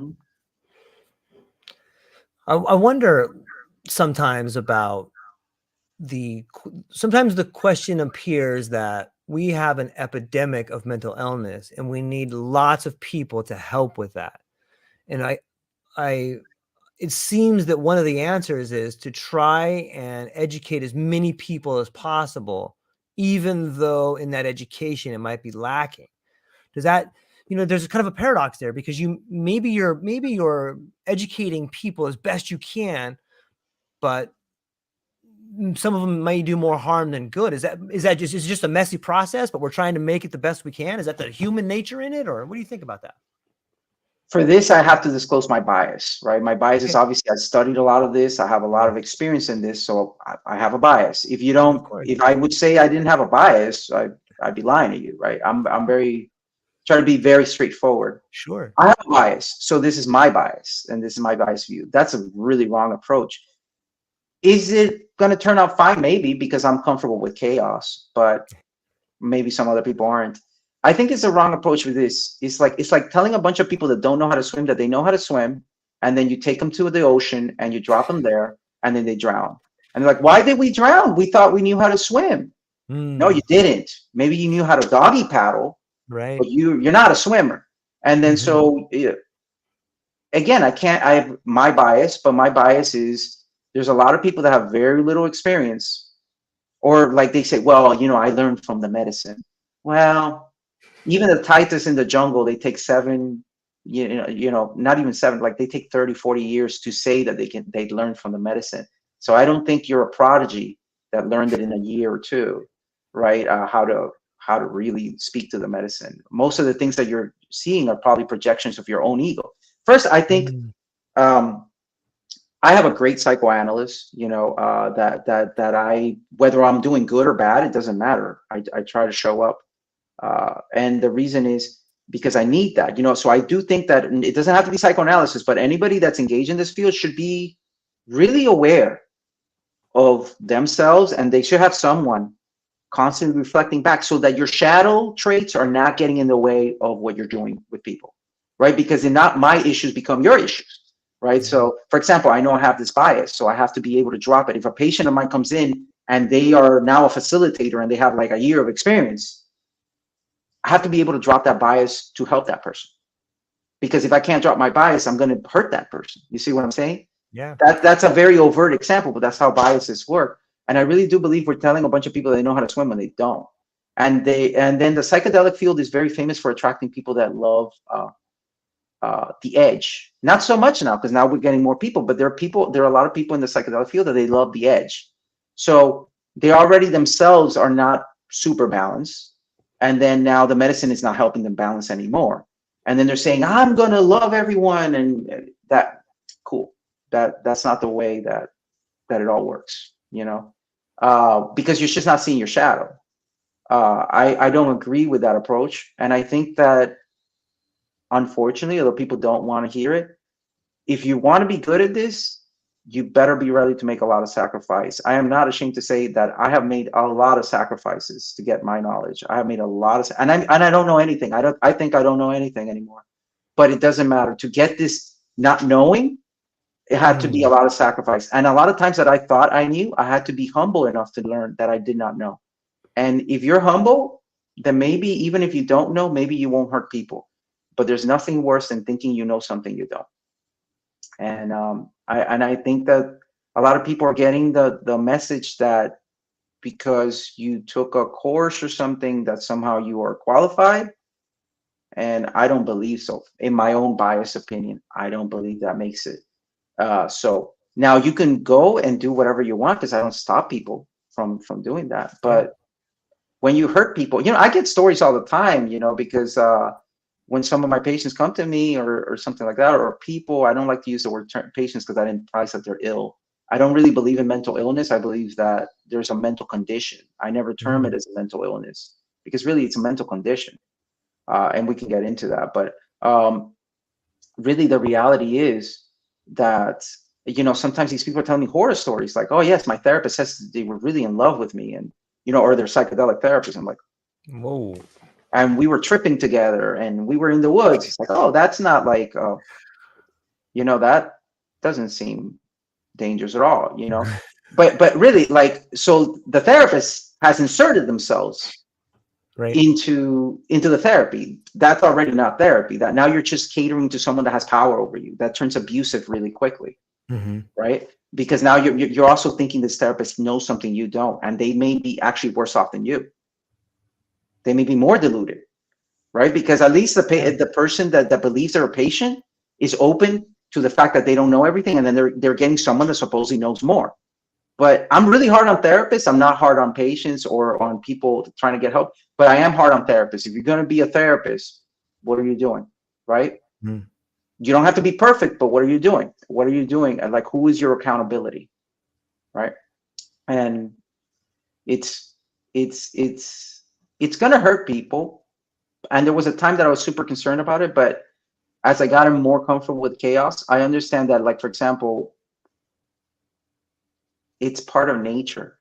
People will get hurt, and then we'll learn how to do it better. And then some of these people that don't have enough experience will eventually either be humble enough to get more experience, or they will just not be working a lot, right? Because people are going to be a little bit wiser. They're going to be like, oh no, you're not supposed to just come on to me, and you're not supposed to do this stuff, right? And I feel like what's missing is really education for the public that's not biased, because we're treating people like if they're babies, like if they can't handle the truth. So we're telling them only the good part of psychedelics. Psychedelics cure the mind and they help you, right? But we're not telling them, hey, listen, this is how to use them responsibly. Because we're afraid that if we told them what it takes to use this responsibly, that people would walk away. They wouldn't accept it. So because these medicines have been ostracized for so long, we're afraid to say anything negative. And that's creating the downfall of psychedelics. Maybe not now, but it can be a downfall, because the public isn't stupid. And when they start having less than stellar experiences, when they start realizing, I thought I would take this and it would help me. You know, there's people that take ayahuasca and they're not able to work for 6 months because their process is lasting 6 months after they took the journey, and they're having to go through difficult emotions. So if you don't prepare people for that, if there's not a system to kind of help this person, you think that person is going to come out of those 6 months of being unemployed and say, I love psychedelics? Or do you think that that person is going to be like, this stuff is the devil, it's dangerous, this is horrible, and they were never educated, right? And then whose fault is that? That person's, or is it our fault? Because if we're getting all this knowledge, why aren't we saying it? Why are we so afraid to speak about the entire truth of psychedelics, right? Why are we pretending that, there's not a shadow side to it? Yeah, and after you say that, it sounds like maybe that is why there are people with lots of money that are institutionalized, like, some of the pharmaceutical companies that want to take the lived experience out of the brain attenuation, because they don't want people to wake up and walk away from their relationships. They don't want people to wake up and walk away from a job making 6 figures and go, wait a minute, yeah, the money's great, but I'm a horrible person, I can't do this anymore, I'm done, and do it like in a day or in a week, and just walk away. Like, there's real consequences from beginning to see glimpses of who you really want to be, right? Like, there's some real consequences that come from that. Yeah, and it takes a grown-up to handle Yes, them. You can't baby your way out of them, and it's hard, right? And then I've experienced that. Yeah, I've experienced it in my own life. The fear of like, oh, I know I need to change that, but I really don't want to. Because it's the truth. And then having it, and then if you're compassionate, though, you can be realistic. Okay, I'm probably not going to change that right now, but I can start taking some small steps. Right. It's not an all or nothing approach. But it's unfortunate, because I believe that people that come and use psychedelics can be grown-ups, and they should be told the entire truth. Yeah. When I tell someone, I don't promise them the moon. I said, listen, you could cry. This could be like this. I will be here with you. Yeah. And I will be, but it will not, especially, ketamine assisted therapy, I really like, because the duration is longer and it's not as destabilizing sometimes. It's a gentler, right? But it can still produce a near-death experiences. It's very famous for that. It can produce some very deep, profound experiences, especially if, like what I said, you allow some room for the unknown. You account for that unknown variable. People can get really, really far, and they can have really experiences that are not able to be explained by normal means. The more of the realm of transpersonal psychology or anything like that, maybe would be able to deal with that. But it allows, the person feels like they got the whole picture. They feel like, okay, I knew that this was going to be hard, so they don't get hurt. I'm very proud of a lot of the people that I have worked with, to see that, even though I don't have to work with them anymore because they've made so much growth, and now they're able to do that, right? Because my job is also to become obsolete. If you depend on me to always interpret things for you, or if I don't give you any tools, it's like what you said about fishing. You're always going to have to be coming to me to do that. And I'm just changing one enabler for another isn't going to help you. So one of the big things I emphasize in the way I approach things is, you're going to grow. You're not going to like it. Sometimes you're not going to like me, but you're going to grow. I'm not going to push you to the edge, but I'll push you very close to it. Because in the edge is where you find yourself. In the edge is where you find what you're made of. You don't find it sitting in comfort, because sitting in comfort, it's just fine. Well, it's not that, it's just fine. The ego's not going to, because the ego has a self-preservation drive. So when you put it on the edge, it's going to jump over. It's going to do something, right? But if you make it too comfortable, it's not going to move, because it's like, oh, cool, I can sit here and do this all day. What do you want to do? The ego always seeks comfort. And then, so if you make it too comfortable, there won't be any change, because the ego's job is not, it's not going to be like, oh yes, I want to change just for change sake. It only wants to change when something's bothering it. Yeah. Right. If it's comfortable, the ego does not want to change a thing. It doesn't care. It's like, no, we're staying here. right? So yeah, you do have to push people a little bit, and you do have to give them the full picture, and it actually allows them to complete the process. Because for me, there's nothing worse than starting something that you can't complete. It's just, getting stuck halfway is to me my definition of hell. Hmm. Yeah, it's interesting. A lot of when I think about getting stuck halfway, it's you're right in that people need help, because you get places and you get stuck. Like, hey, I just left everything and now I'm here, and now my family's upset with me because I'm not bringing in all the money I was bringing. My whole identity has broken away from me. Who am I? You start asking these questions where, you would like to believe that you can find the answers, and maybe they can be revealed to you, but sure is nice to have maybe a story, or have someone around you that you can see went through that, or that can ask you some difficult questions so that you can help find the way, right? Mhm. Yeah, absolutely. I term it this way, when you need to see angels, you'll never see them. And when you don't need to see them Yeah. anymore, you'll Yeah. see them everywhere. And what that means to me is that when you stop looking for others for validation, you'll find a lot more acceptance. When you stop trying to hold on to the rope all the time, then you'll find growth, right? And but you're gonna go through periods of that everything's being stripped away from you, because these things are like parasites. They attach themselves to you. They're not part of you, but they look like they are. And then as you shed them, sometimes you shed people too, because there's people Yeah. that are interested in keeping that same mechanism, that parasite like mechanism in control. And it doesn't mean that those people are bad people. It just means that they might not be congruent with where you're at right now. Now, there's a very big distinction I make. Everything should not bother you. Like, if you are thinking that you're becoming enlightened and people are bothering you more and more, that's a stage of I don't say enlightenment, but I say that's a stage of maturity or growth.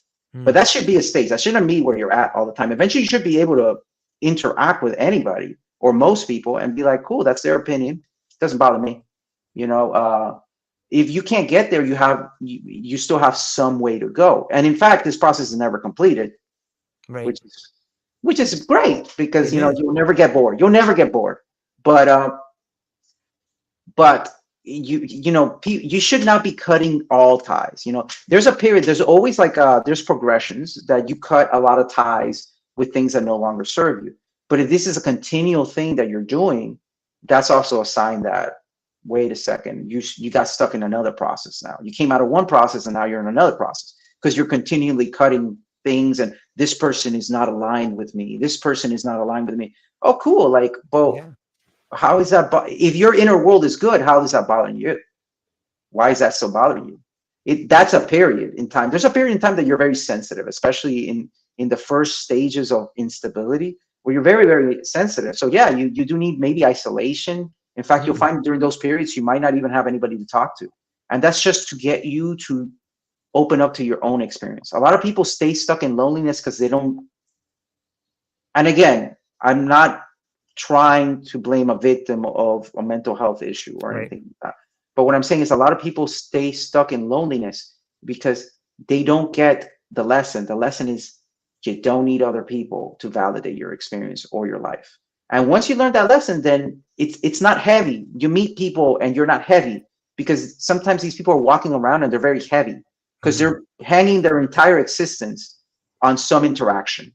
So because they're hanging their entire existence on some interaction, when they come around, people are like, oh, they're draining, Yeah. sometimes, right? Or they can be very draining, and they don't see it that way because they're really a person in need of love or affection, but they're very heavy, right? So when they resolve that conflict in themselves, not an issue. They walk around and they seem lighter, and people are like, oh, cool, let's hang out, right? Yeah. And sometimes when I work with people and they go through that stage, they go like, oh wow, how come now I have so many friends? And like, I was trying to get friends for like 10 years and I couldn't get any friends. I'm like, that was your process. And once you learn that lesson, it's like you only suffer until you know, and once you know, you don't suffer as much, at least, or maybe you don't suffer. But you really have to see that a lot of the things that we term as bad are processes that are meant to strip away certain conditions from us, right? Yeah. It's interesting. You hear it in the lexicon of the language all the time. Hey, why don't you guys lighten up over there? Hey, why don't you lighten up? You know what I mean? But like it's in the language right there sometimes. And it speaks to the idea of secrets or ideas or just knowledge being unveiled to you. It's always there. You know, you just didn't see it, right? But now you see it everywhere. I'm kind of wondering, you know, is there some sort of similarity? Because you do ketamine therapy, and is it similar? I know myself. I remember the first time I did mushrooms, and it was like anticipation, and I was excited for it, even though it was so long ago. I probably recreated these memories, but I can remember the feelings of it. And it seems today when you hear people talking about their first psychedelic trip, they have sort of a nostalgia and they remember it, and it was a really powerful experience. I'm wondering, as someone who has worked with psychedelics and giving medicine to people, what's it like? What was it like the very first time you did ketamine therapy for someone else? Was it similar to the very first time you did a psychedelic experience? No, it was very different. And it was different because I was focused more on the person. For me, when I treat people, it's actually, for me, it's an experience too, even though I'm not on anything. Right. Because the atmosphere changes, and I get to focus on that person and not on me. My problems disappear. I love doing therapy for that reason, at least therapy in the way, because you disappear, your problems disappear. So it's almost like getting a break from yourself for that time, and you could just focus on something else, on this person.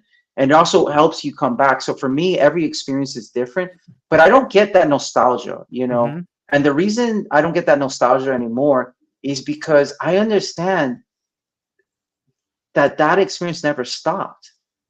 It never stopped. It's still here in some which way or form. If I ever wanted to go back to it, I would. Like, one of the things I teach my patients is how to go back to the experience without, I call it dry runs, how to go back to the experience without the psychedelic. And many people don't do that. You have to use the same eye shades. I sometimes will say, if you have a perfume that's not too noxious, just very light or scenting, use the same perfume, because, you know, the senses, you know, especially the smell sense is very connected. So you can bring back that, and you can create this experience over and over again to the point that it's actually stronger than the initial experience. But that takes some work, right? So I maybe I call it psychedelic meditation. I don't know what I'm teaching. I just teach it. So the way I understand it, I don't know if anybody does it that way, is I will have them do dry runs where I'll have them use the same blanket that they use. I'll set a time, use the same, and everybody, you know, like if you know, a lot of the people that work with me, they'll have like their own eye shade, or they'll have their own little nice thing that they have. Some people have things that mean a lot to them. You know, like a tree or a piece of a tree or something, you know, whatever they found to be meaningful. Because I very much encourage that. Don't leave that experience out there, bring it in, right? Like if you're longing for it, that means that you left some of that experience out there. So bring it in. Don't keep longing to go back to the past. Bring it in, bring in that longing, and make the experience there. The experience never stopped.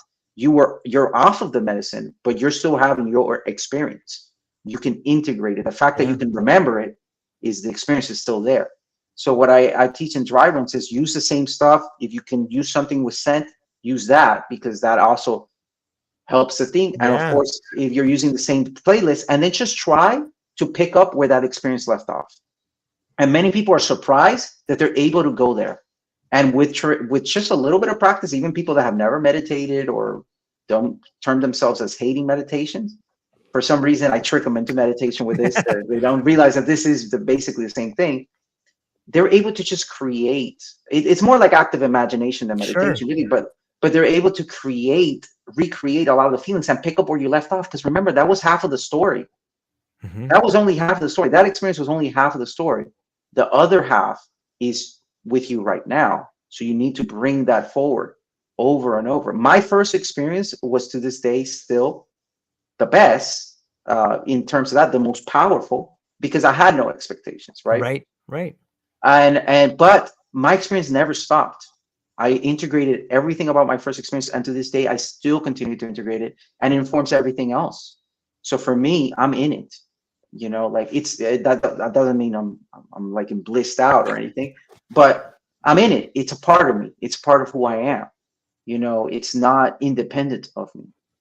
Because once you start thinking it's independent of you, then you start to have sorrow and longing and loneliness because you think it's independent of you. It's not, you know. Yeah, it's a great way to look at it, man. I love it. What have you? It seems to me that there is a place for layering. You know what I mean by that? Like some people are taking like MDMA with mushrooms, or some people are taking a little bit of ketamine when they come down from a certain type of medicine. Have you noticed that? Yeah. I mean, I don't have anything against it as long as it's safe and Right. pharmacologically safe. Right. Certain combinations definitely seem to bring out sometimes the best in the medicine, or Sure. a much different experience in the medicine. There are people that are purists and they say, well, I don't do like ketamine because it's you know, it's chemical or things like that. I think that that's having a very constricted approach. Reality doesn't care what you use to get there. It's just me, but it gives you the responsibility. What we don't like is a responsibility. Listen, you took it, but now you're responsible for this experience. What are you going to do with it? Is it just going to be an afterthought? Is it just going to be, are you just going to put it all on the medicine? When I mix MDMA and this happens. If you're going to do that, that's on you. And people don't want the responsibility, so they put it right back to something else. If you're willing to take responsibility for anything you do, then anything you do is okay. Right? You know, my psychoanalyst says something that I really like, which is like the wrong means in the hands of the right man can still produce the right results, right? And what it means is, you know, it's your intention. It comes down to your true intention. People talk about intention as like, oh, I want this from the journey, I want that. But what's your true intention? What do you intend to do once you get this knowledge? What are you going to do with it? How are you going to be responsible for whatever message you receive? And if you don't want to be responsible, cool. But then don't expect it to have any responsibility for you. Don't expect it to improve your life or feel responsible to improve your life. The process is not responsible for you. Yeah, that's really well put. It's I'm gonna put that down in my notes right over here, man. You're making me fill up these pages over here, Jorge. I love it, man.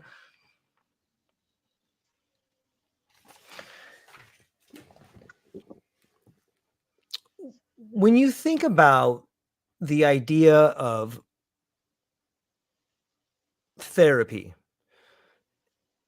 is it, you had mentioned earlier that you didn't like the word illness. Is that because it has a stigma attached to it? Because if you're ill, you can never get better. And also because, is it an illness?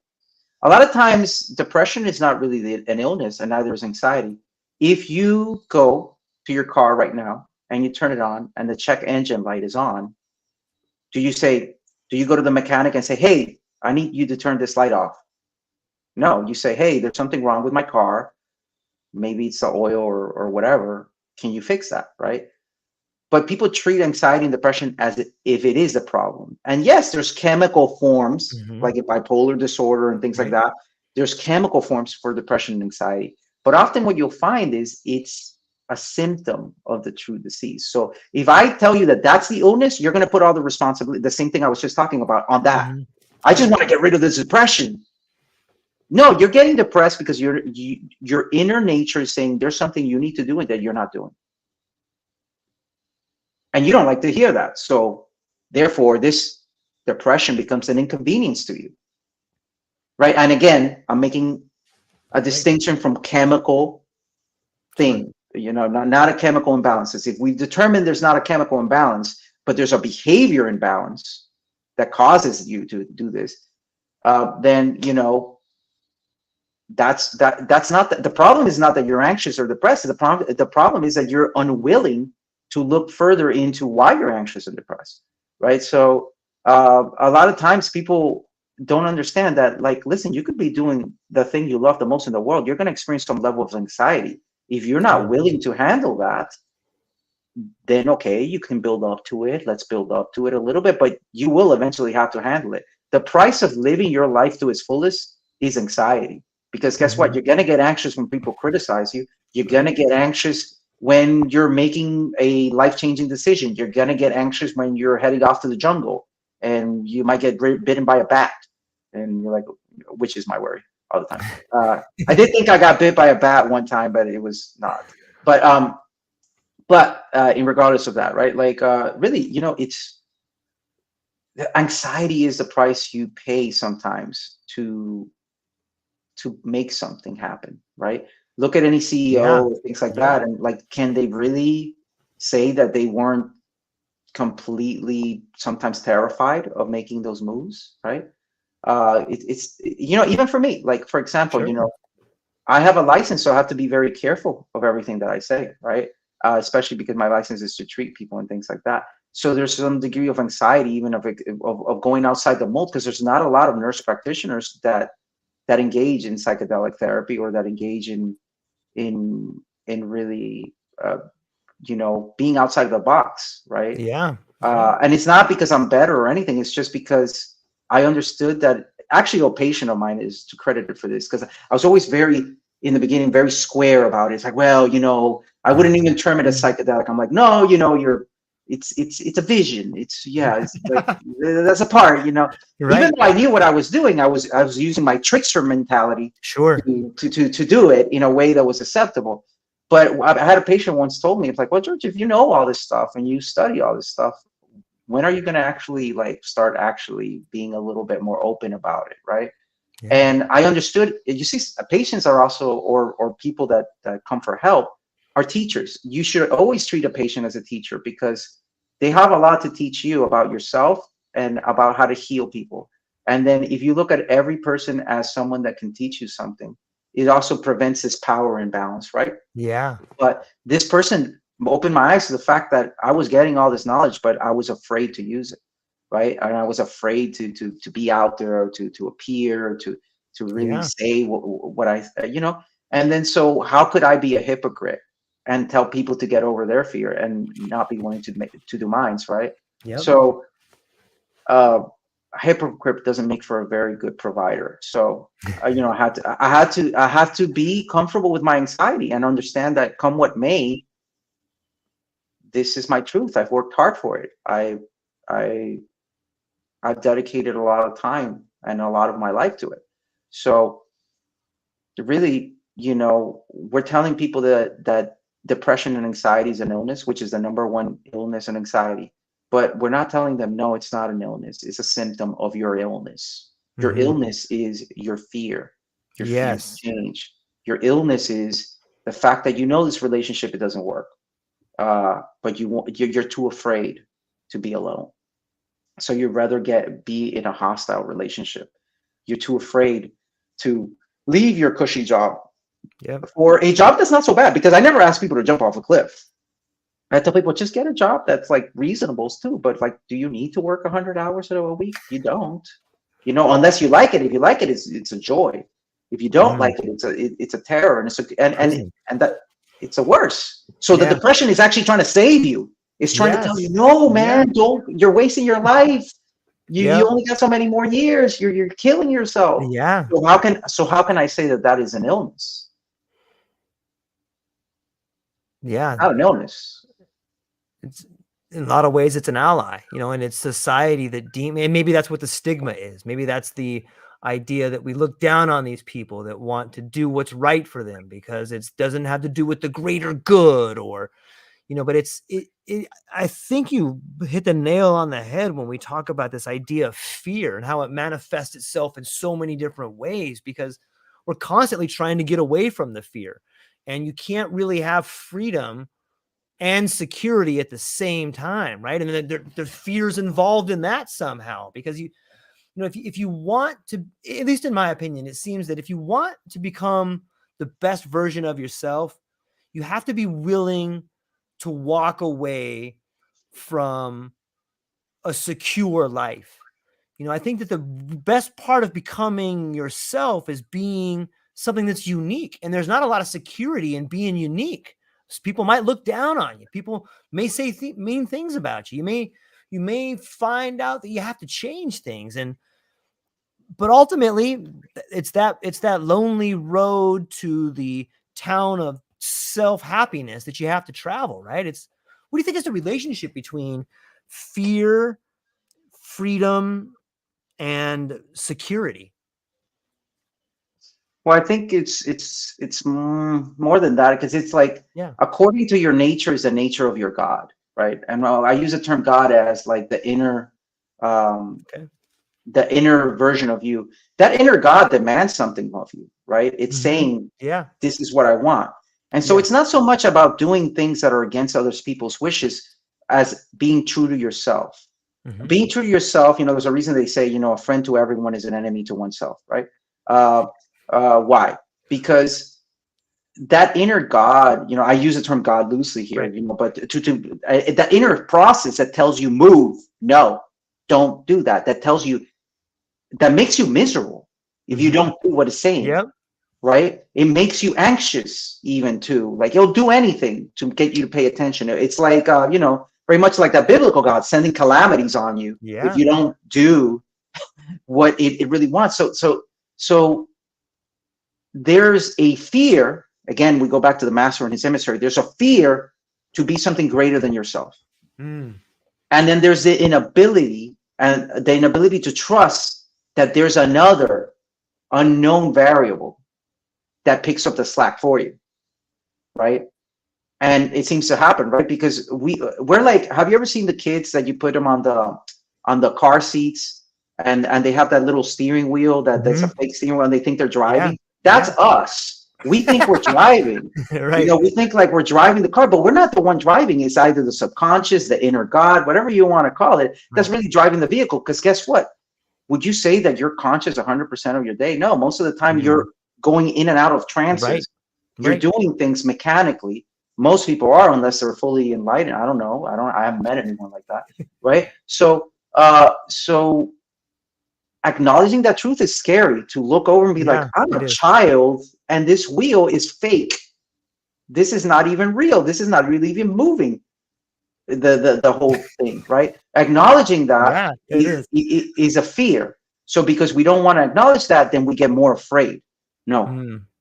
I have to do this. I have to be the one driving the car. If I'm not the one driving the car, then what is? Because if I can't see it, then I don't want to know it, right? And if you do that, then immediately, you become neurotic, you become constricted, you become very unable to live your life, right? And then all the illnesses start appearing to you like great calamities, right? And you feel like your life is all of a sudden very, very hard.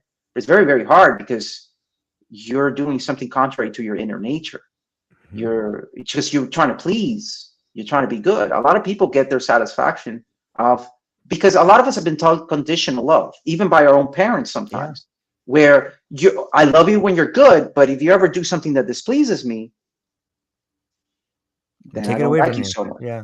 Yeah, then I don't like you so much. And then so you learn very early on to constrict yourself. And that's good because that means that you're not an egomaniac. You're not going around trampling on other people. But it's bad when you don't stop the process, when you Mm. just the process continues unfolding unconsciously, and you just continue to some degree feel like you need that. I mean, you look at a lot of celebrities and they felt that they needed the validation until they have it. And then it becomes a terror Yeah. because everything they do is looked at, is judged, right? Like this, there's no worse life than the Mm. life of someone that's very well known, because a reputation is a terrible thing.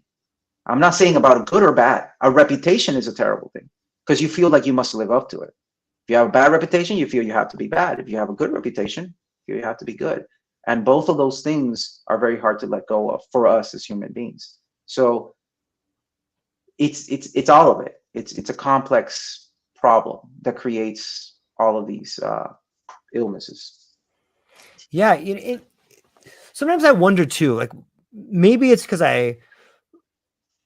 I'm a big fan of reading and thinking about illnesses, and probably because people in my family have been diagnosed. They got certification, so they really had something. You know what I mean? But they embraced the identity that was given to them in some ways. And I always found it fascinating to see how this outside thing, this outside label can become you, or you can interchange with it on some level. And you start reading like the DSM and you're like, wow, here's like a catalog of diseases you could have if you want. Just try that one on, you know? But that led me to this idea. And even in the world of psychedelics today, like we hear about this mental illness crisis or this crisis. On some level, do you think that maybe like we're weaponizing fragility? Yeah, we could be, because the ego will use any weapon it can. Right. So fragility before it was you got to be strong. Now you got to, it doesn't matter. But you don't got to be anything. You just have to be you. Yeah. And then that's scary. Like, no, wait a minute. You got to be something. Right. You don't want to be a nobody, right? Mm-hmm. If you don't want to be a nobody, you got to be something. Like I'm, the more I do this, the less interested I am even in saying that I am anything. And I'm not saying it like that because, like, I don't know what I am. I do stuff. I help some people, and sometimes I go to the jungle or I'll go somewhere else, whatever. Right. But I don't got to be anything. I don't have to be a certain way. Right. Therapists also fall into this a lot of times. Yeah. I am the therapist. I'm going to play this role. You're a human being. Right. You're a human being playing a therapist.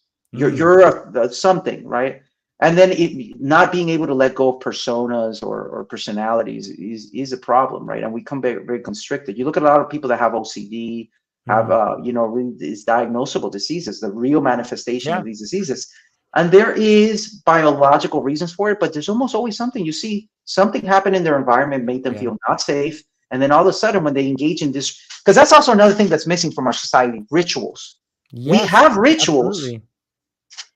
Like you have your ritual of getting your coffee in a certain way, every morning or something, but we don't have rituals that help our mental health. So then the brain tries to pick up the slack. You can't, we're making it out to be the bad guy here. It's not the bad guy. It's making up for the fact that we are one-dimensional, right? So a lot of times with my patients that think a lot, I'll have them do something with clay, or like, okay, do this and blindfold yourself while you do it. And they're like, oh, the horror, because they won't be able to conceptualize it, right? Like, or something like that, right? The horror of doing that, right?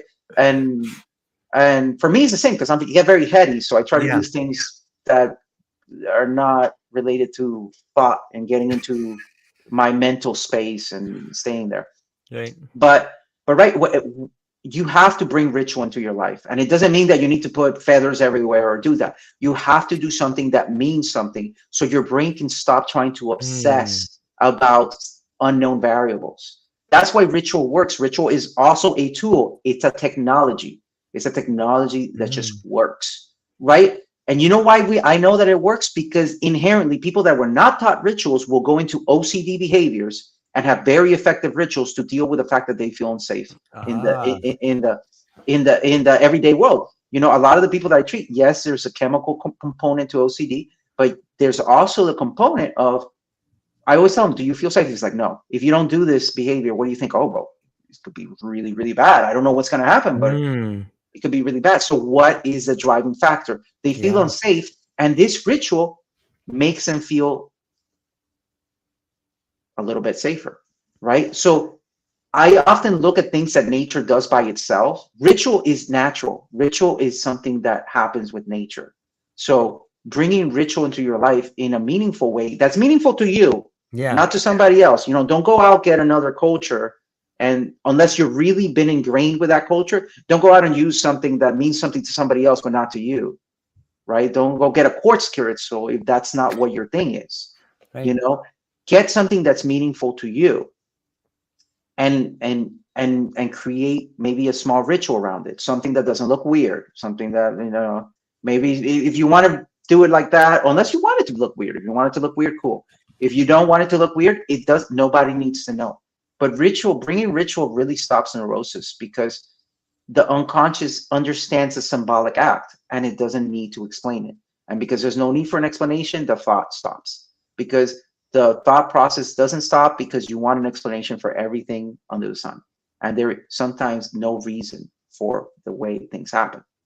So the human being can't tolerate that. Therefore, the technology of the ritual makes up for that. Wow, that's well said. I never thought about it from that angle, but yeah, it's like having their own little system of things they can be in control of. Thus, it translates to the world outside of them as in control. You know, if I can control this thing right here, then everything's in control. I don't got to worry about it. It's kind of crazy to think about. It's beautiful in a way, and I think it speaks volumes of the way in which our inner world dictates our outer world, right? Like, and you know, you had said something earlier along the lines of being comfortable with chaos. And I think that's a very difficult thing for a lot of people to do. I've noticed that some people who grew up in chaos is what allowed them to be comfortable with chaos later in life. Was that it for you, or what was your relationship with chaos? Why is it that you can feel comfortable in that? Well, very early in my life when I was, coming in legally to the States, Yep. I found out that you can die. You can die Right. here. Seeing death that up close taught me that it can happen. Right. And, I have to, if I don't want to die, then maybe I have to do something about it. And I didn't even particularly think that I had it really bad, but I understood very early Sure. on in my life that, the world wasn't necessarily responsible for me, Mm-hmm. that I could die. That could happen. But I don't think it's necessarily even just that. It's just knowing that the alternative to not being comfortable with chaos is constriction and Yeah. death. You know, uh, Chaos is life.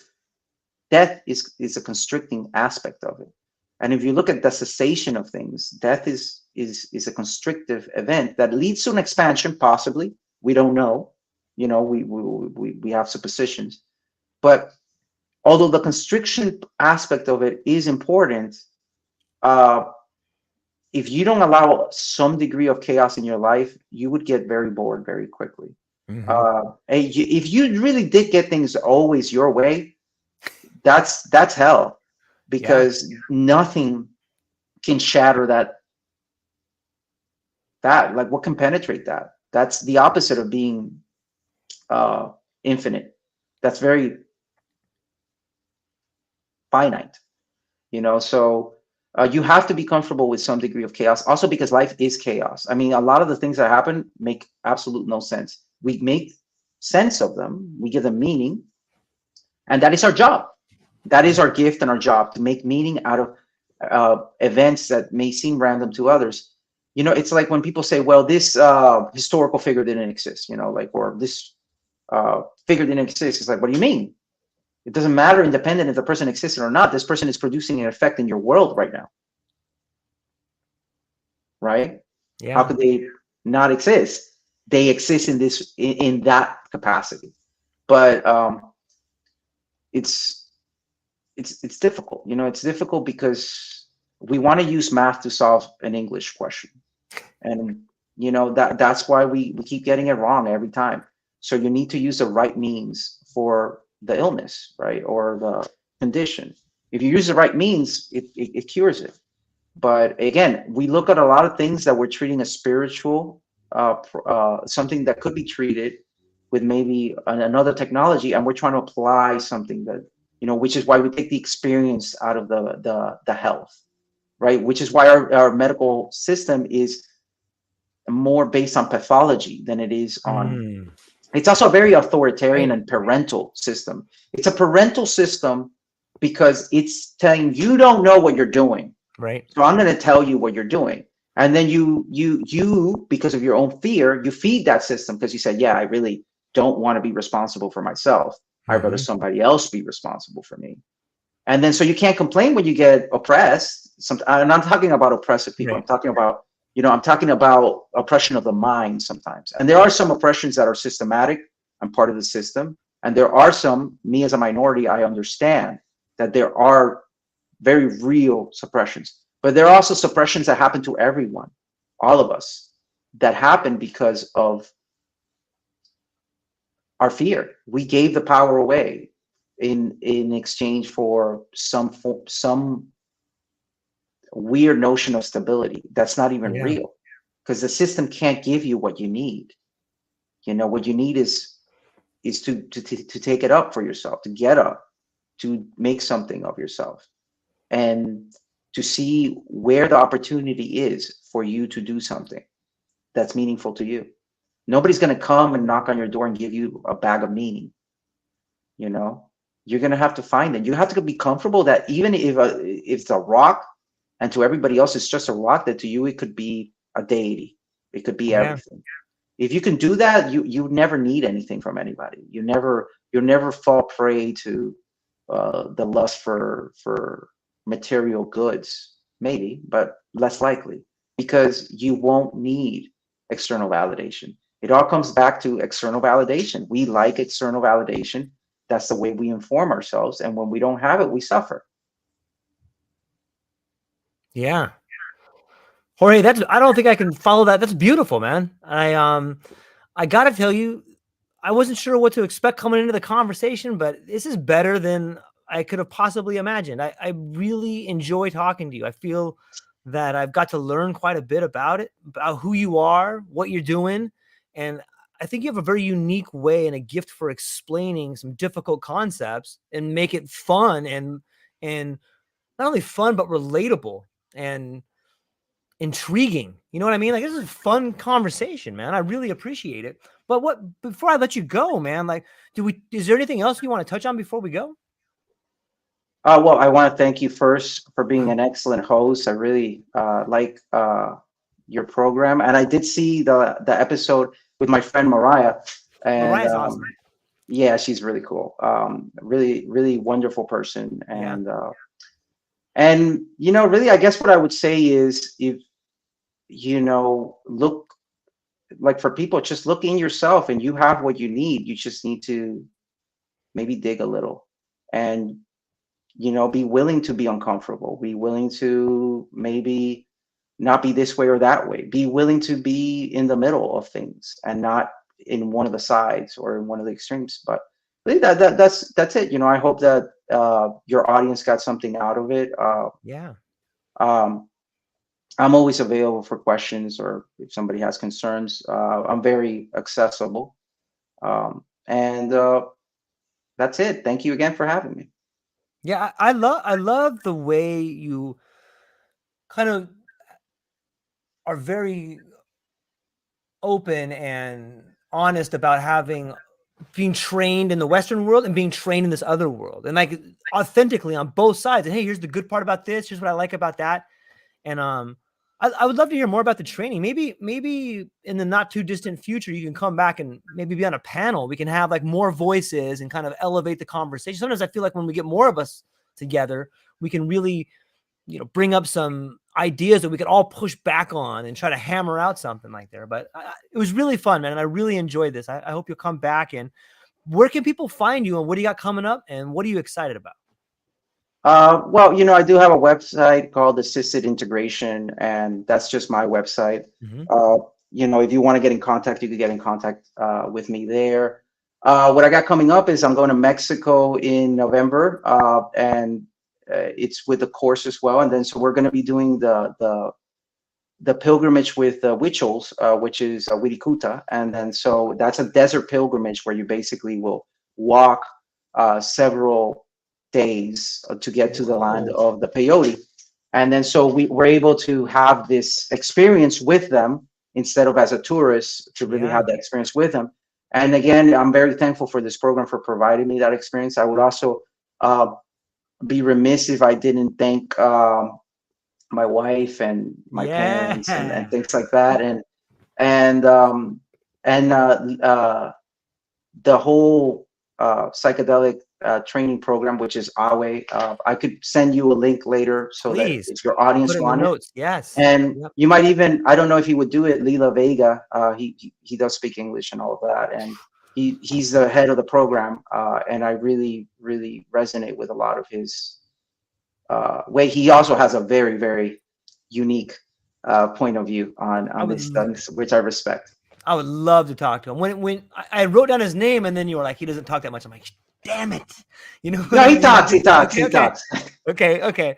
I had inferred that as like, he's probably not going to want to do a podcast, but man, I would love to hear more about anybody who has the idea that can put forth help or can put forth a much needed light into the world, man, I want to amplify all those ideas, man. So yeah, definitely, man. Please send me that information, because I know people listening to this are going to be like, what's this program? What's he doing? Where can I find it? So, and I don't have that link now, but if you could send it to me, that'd be phenomenal.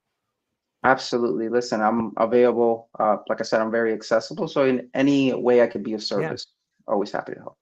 Okay. Well, let's hang on for 1 second. I'm going to hang up with the audience, but I want to talk to you for a moment briefly afterwards. Ladies and gentlemen, phenomenal show. Reach out to him. His links will be down below. I hope you all enjoyed this conversation as much as we did. I think we covered a lot of areas that is unique to, I know, my show. I don't know that I've ever covered any of the programs in depth like you've covered them, and some of the people. And I think there's just tons of nuggets in there that people can investigate. So, ladies and gentlemen, I hope you had a tremendous time. I know I did. I hope you have a beautiful weekend, and we'll talk to you guys soon. Aloha.